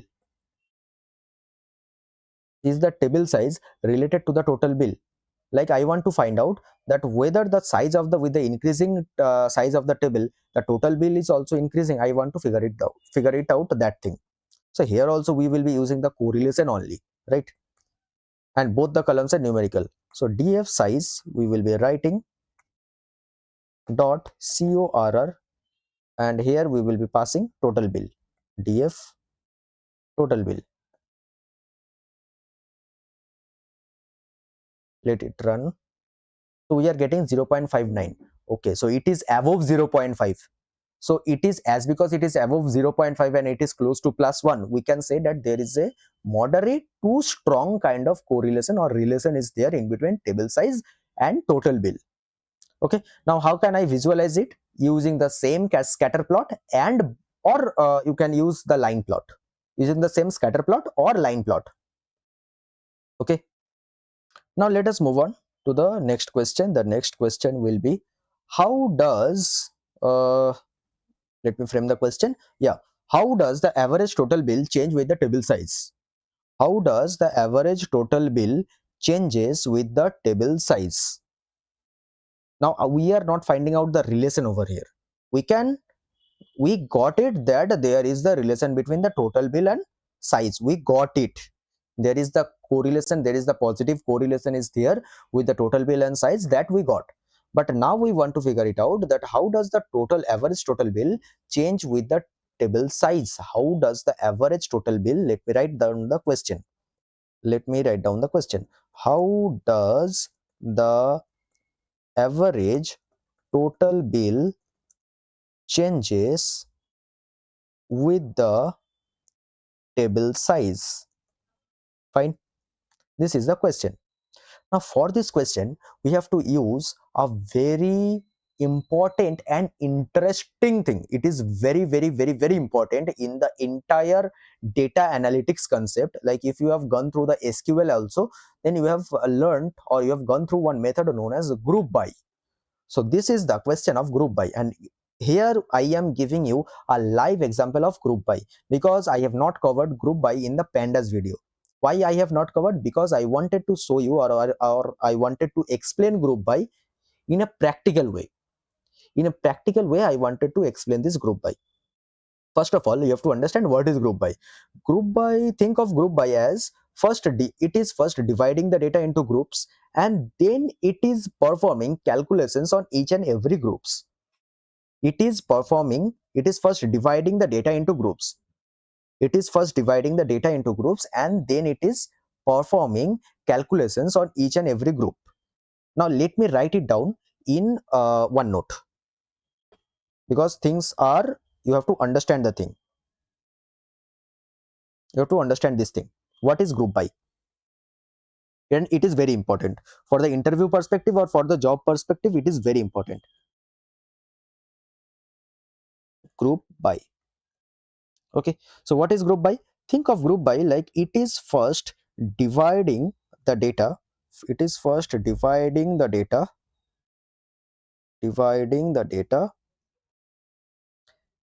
into groups, then it is performing, then it is performing,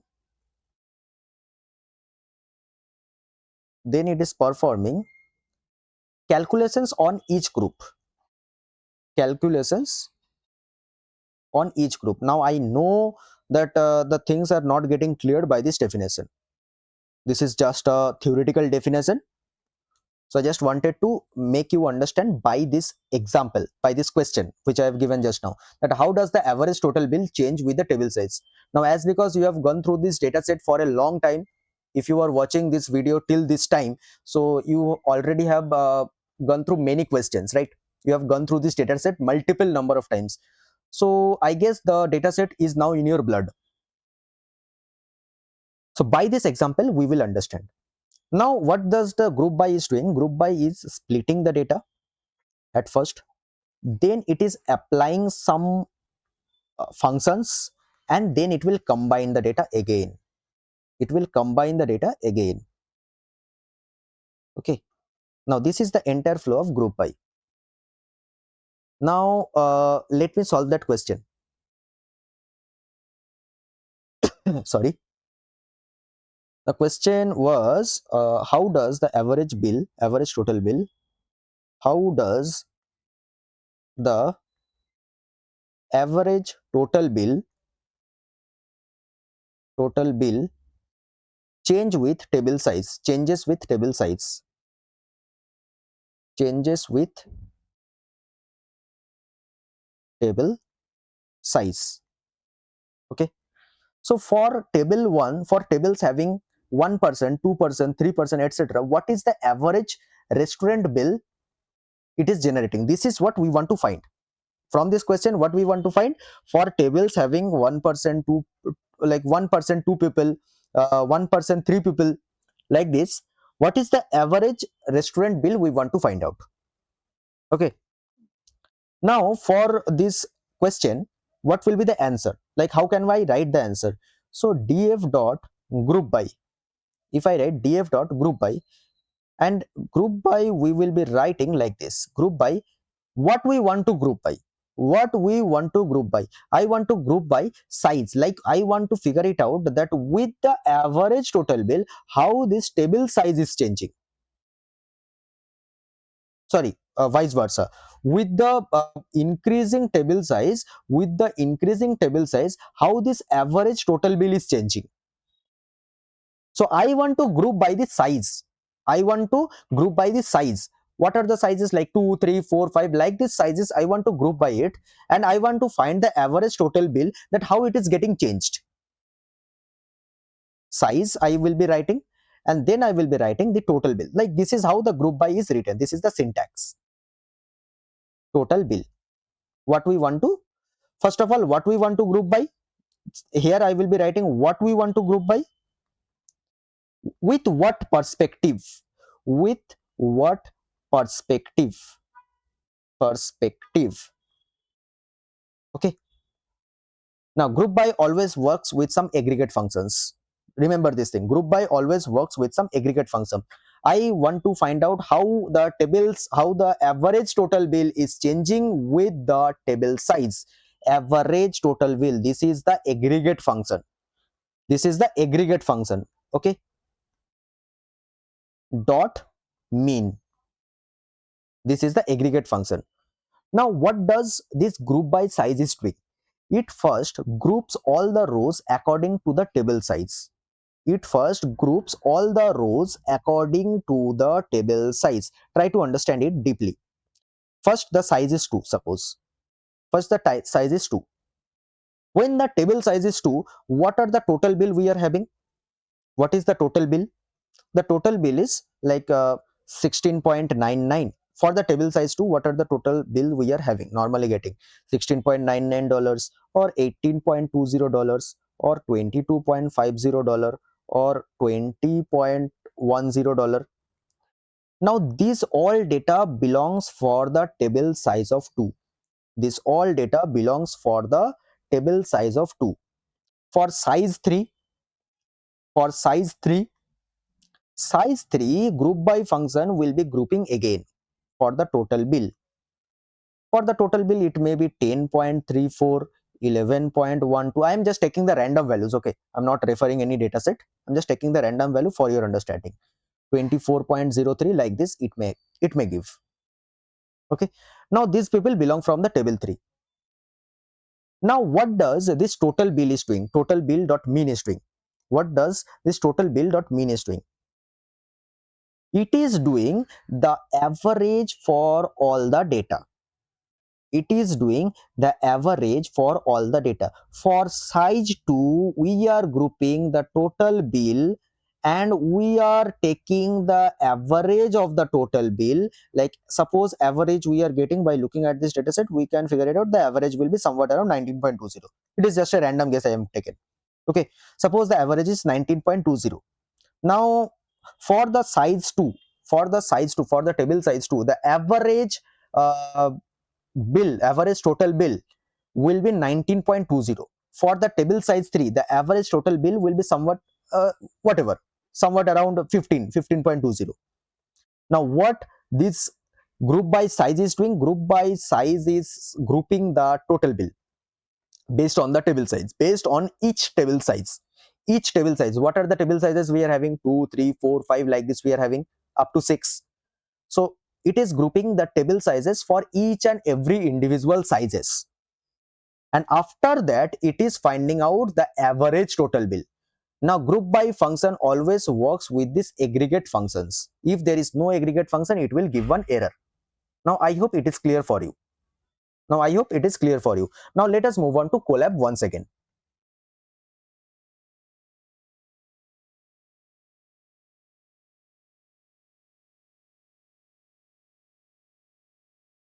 Okay, now let us solve it.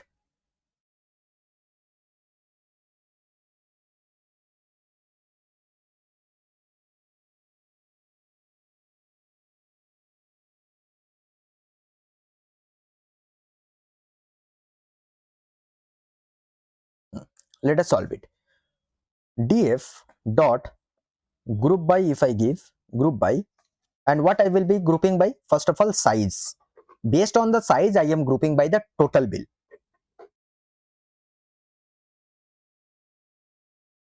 Total bill. Okay, with mean. And remember this thing very carefully, that always group by is taking the aggregate function at the end. See, for table size of 1, it is taking what is the average total bill? That is 7.24. For the table size of 2, what is the average total bill? That is 16.44. Like this it will work. Now coming to numerical categorical analysis. Like one column will be numerical, another column will be categorical. Numerical categorical analysis. Numerical categorical analysis. Fine. Now for numerical categorical analysis, first question we may do is, let me figure it out. Okay, which gender has the highest average total bill? Which gender has the highest average total bill? So this is also one of the question belongs from the group by. Which gender has the highest average total bill? Let me write down the question. Which gender has the highest average total bill? Okay, which gender has the highest average total bill? So for, okay, it is already predicting the thing. Don't look at it, just try to analyze the dataset at first.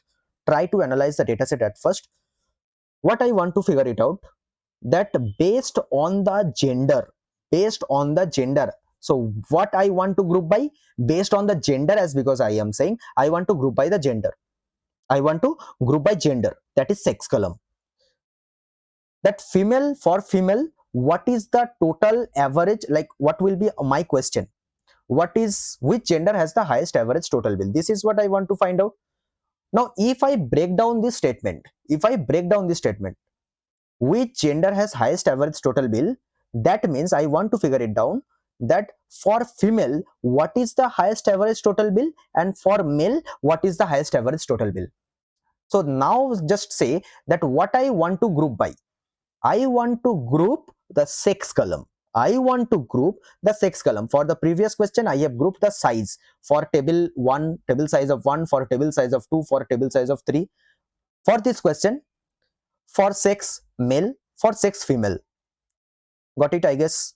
So df dot group by. Inside group by, I will be passing sex. Okay. And here what I want to figure it out, I want to find out that based on the sex, what is my average total bill? What is my average total bill? So here I will be passing total bill dot mean. Okay. See, it is giving for both the columns. It is giving for both the columns. Now just say that as because this is a numerical categorical analysis, and for numerical categorical analysis, we will be doing the visualization using bar plot, box plot or dist plot. Okay. Now we will be doing this with better, this will be for the bar plot. This will be better in case of the bar plot. Why bar plot? Because bar plot, as because we are having only two distinct sex values, right, male and female, and that is why we will be using bar plot, because bar plot will be representing it in a more better way.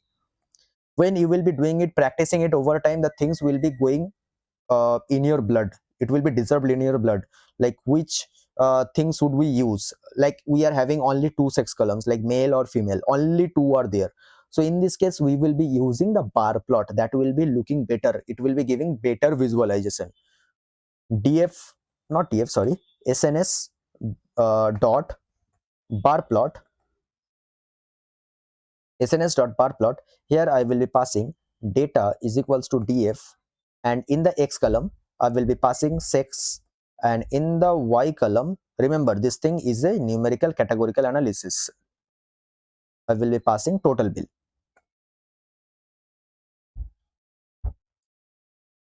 Check it down, it is giving a better representation. Now if I do the same thing using the box plot, box plot will also work, box plot will also work. Yeah, bar plot and box plot, right, box plot will also work over here. Yeah, it is also working fine, it is also giving a proper visualization. But if you use a dist plot, that is distribution plot, kde, it is giving you the kernel density estimator. That thing will not work in a better way, that thing will not work in a better way, because what the kde plot is giving you, what is the visualization it is giving, it is giving you like KDE plot or a dist plot is a combination of histogram along with a smooth curve, and it will be giving you kernel density estimation. Okay, so what is the insight you will be getting from dist plot? You will be getting a representation of the probability density function. It tells you the probability of a random value being equal to something. It gives you the probability basically. That time you will be using the KDE plot. I guess it is clear. So if you use the dist plot over here, sns dot dist plot, and if you use data is equals to df, and if you pass total bill, sorry, total bill, see what is the thing it will be giving, what one argument data. Okay, the dist plot is not working, it is giving some error, na? Okay, fine, I have done some mistake in the syntax of the dist plot.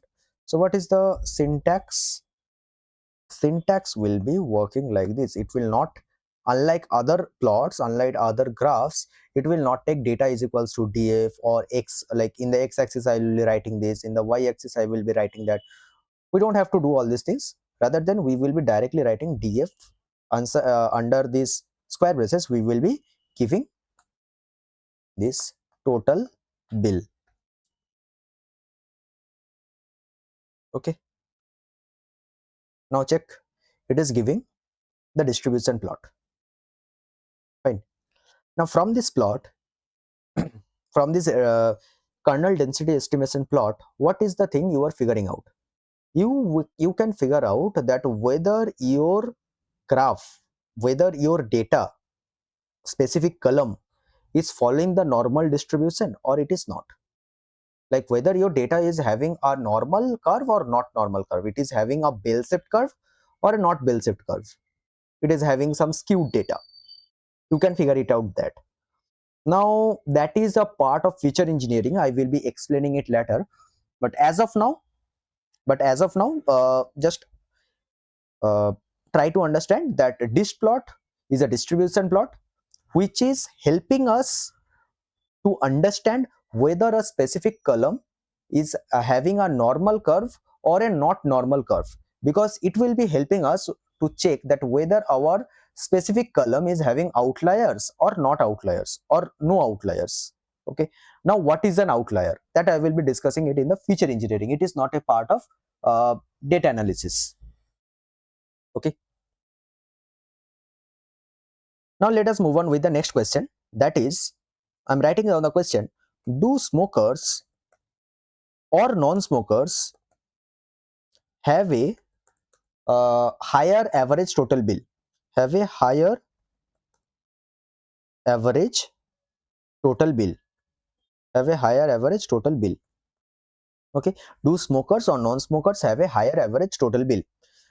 Now, how many smokers we are having? Like what we want to find out. First, let us see that what we want to find out from this question. We want to find out that smokers are having a higher average total bill or non-smokers are having a higher average total bill.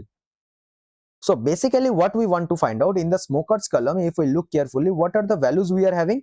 The values we are having is either yes or no, either yes or no. So what we want to find out for smoker column, if the specific person is a smoker, he is having a higher average total bill, or if the person is a non-smoker, then he is having a higher average total bill. That we want to find out. Okay, so what is the thing we are grouping? We are grouping the smoker column. So df dot group by, we will be grouping this smoker column based on this total bill, based on the total bill. And we want to find out that do the smokers or non-smokers have a higher average total bill. So we will be doing mean. So it will be giving the answer for yes and no. For yes, what is the higher average total bill, and for no, what is the higher average total bill? Let's see.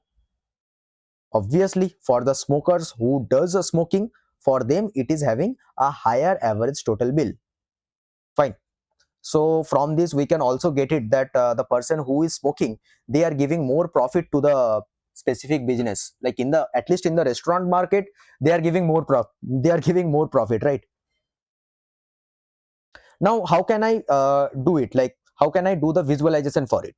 We will be doing, as because we are having only two values for the smokers, only yes or no, we can do it using the box plot or bar plot, as because it one column is numerical, another column is categorical. So we will be doing sns dot box plot. Here I will be passing data is equals to df. In the x column I will be passing smoker, and in the y column I will be passing another column was total bill, right? Yeah, total bill. Let's see, it is giving an accurate, very good graph, very clean and very good representation it is giving.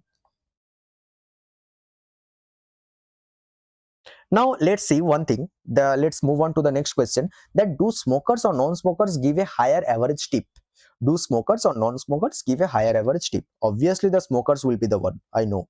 Let's see. Still, do smokers or non-smokers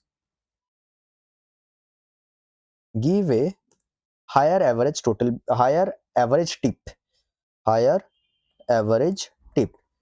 So same thing, we will be grouping smoker, we will be grouping based on the tip. Df dot group by, we will be grouping smoker, we will be grouping smoker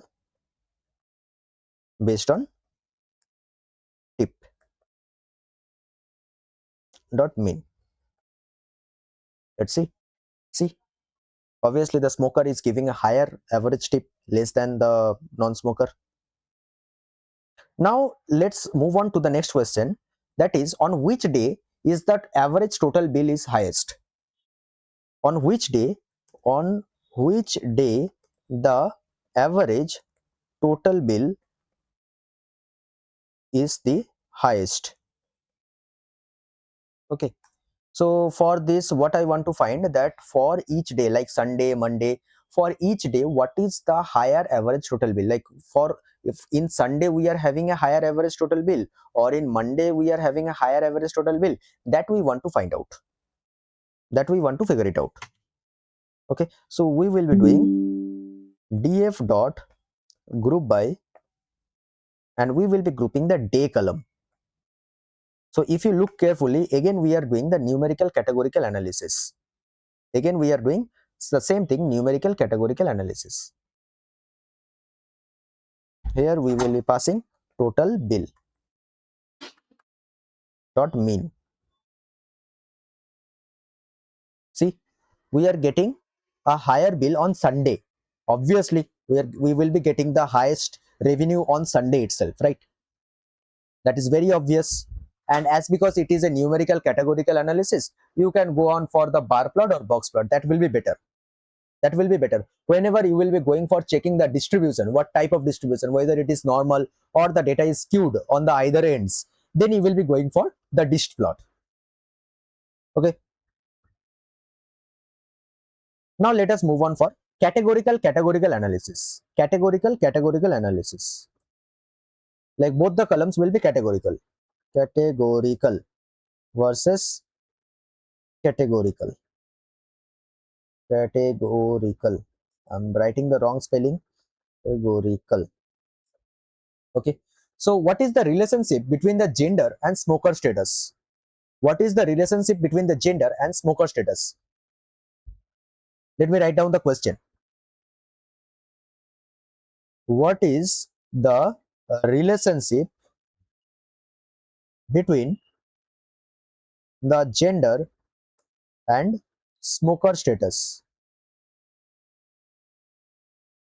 Okay. So for that we will be using, as because it is one of the categorical analysis, so what we will be using one method known as cross tab. We will be using one method known as cross tab, where we have to, when we want to find the relationship between two categorical data, then we will be using the method of cross tab. Pd dot cross tab, and here we will be passing df sex and smoker, right? Df smoker.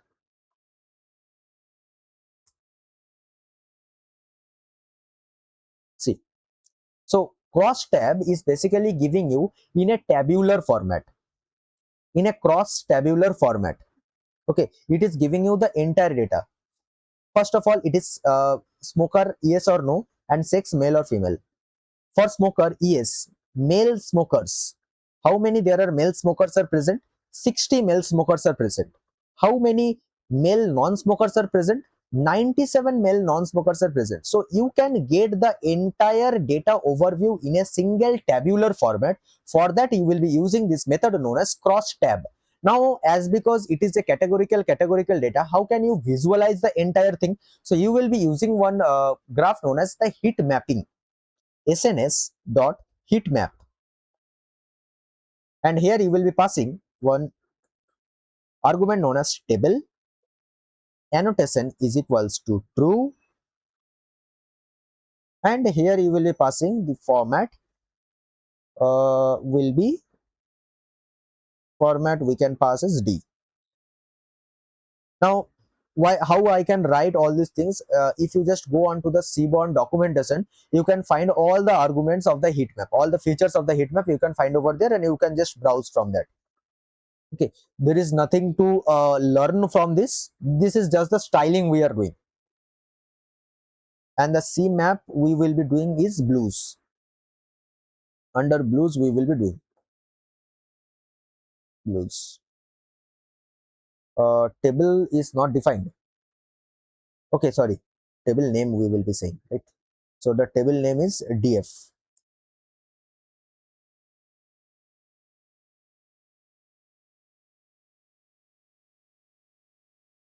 Okay, sorry, we have not passed the table.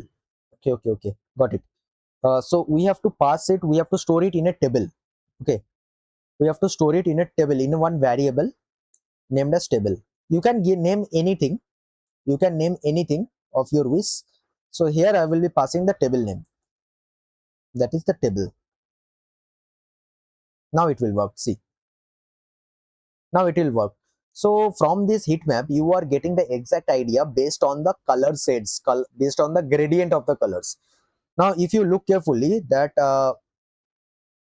for smokers, male smokers, how many there are numbers are present? 60. So 60 is marked with sky blue. Then how many female smokers are present? 33. As because it is very less, the color is also very dull. Color is also very dull. How many male non-smokers are present? 97. As because the number is very high, that is why it is marked with navy blue, like dark blue, right? So in this way it is working. Got it? Now this is all about the categorical data. Now, and this is all about, and this is the end of bivariate analysis. This is the end of bivariate analysis. Like how we have done for the bivariate analysis, we will be doing the same things with the multivariate analysis as well. If you have understand the bivariate analysis well, in a very well mannered, then you can understand the multivariate analysis also. Multivariate analysis is also working in the same way like the bivariate analysis. Fine. So here what we will be doing, let us start with multivariate analysis. Multivariate analysis. Analysis. So in multivariate analysis, I am giving you one question. Uh, just analyze the total bill, tip, gender, and smoker status together. I want to analyze. I want to analyze total bill. Total bill. I want to analyze total bill, tip, gender, and smoker status together. Smoker status together. Okay. For that, what I will be writing, I will be obviously I have to do a group by thing. So here from this question you have to understand a very important thing, that is, what are the categorical data we are having. What are the categorical data we are having? Now one very important thing, we will be grouping down here when we will be doing the multivariate analysis. Here when we will be doing the multivariate analysis, majority of the time, not all the time, majority of the time we will be grouping the categorical data. Majority of the time we will be grouping the categorical data. Okay, so df dot group by. Now what are the categorical data present over here? The categorical data present over here is sex, uh, gender, and smoker. Yeah, gender and smoker, these are the categorical data we are having. First of all, I will be writing sex and then the gender, sorry, smoker. Yes, smoker. Done. Now this, on these two columns, sex and smoker, we will be grouping the average, not average, we will be grouping the total bill and the tip. We will be grouping the total bill and the tip, right? Now here we will be passing mm, total bill, total bill and total, wait, total bill and tip. Okay. Now one very important thing, that is group by doesn't work with non-aggregate data. So what are the aggregation we can do? We can find out the mean. Check it down. For male smokers, what is the average total bill and what is the average tip? For male non-smokers, what is the average total bill and what is the tip? For female smokers, what is the average total bill and what is the tip? And for female non-smokers, what is the average total bill and what is the tip? That we are finding out from this example. I hope it is clear. Now suppose I want to find out, I want to do the visualization for it as well. How can we visualize? SNX dot scatter plot. Yes, everything is written. I have given the data is df, x as total bill, y is tip. Here, important thing is, as because we cannot increase the dimension, right? We cannot increase the dimension because we are using a two-dimensional matrix. We are using a graph which is having only two axes, x and y. We cannot increase it. But how can I then make a multivariate analysis? How can I visualize the multivariate analysis? For scatter plot, we are having two arguments, two features, that is hue and style. So hue is basically based on the total bill and tip, like based on the sex and smoker, how the total bill and tip is changing. Based on the smoker and tip, how the based on the sex and smoke based on the sex and smoker, how the total bill and tip is changing. See how I am only getting confused. Based on the sex and smoker, how the total bill and tip is changing. Now what is the meaning of hue and style? Hue and style will be giving you different color variations in your data. Let me show you that. See, male is represented by blue dot and the female is represented by the orange dot. Smokers are represented by dots and non-smokers are represented by cross. Now from this entire graph you can figure it out that whether they are paying the higher total bill or the lower total bill, along with the representation and the analysis of the tips. Okay, now this is a very good way of representing the multivariate analysis when you are having more than two columns, when you are analyzing with more than two columns.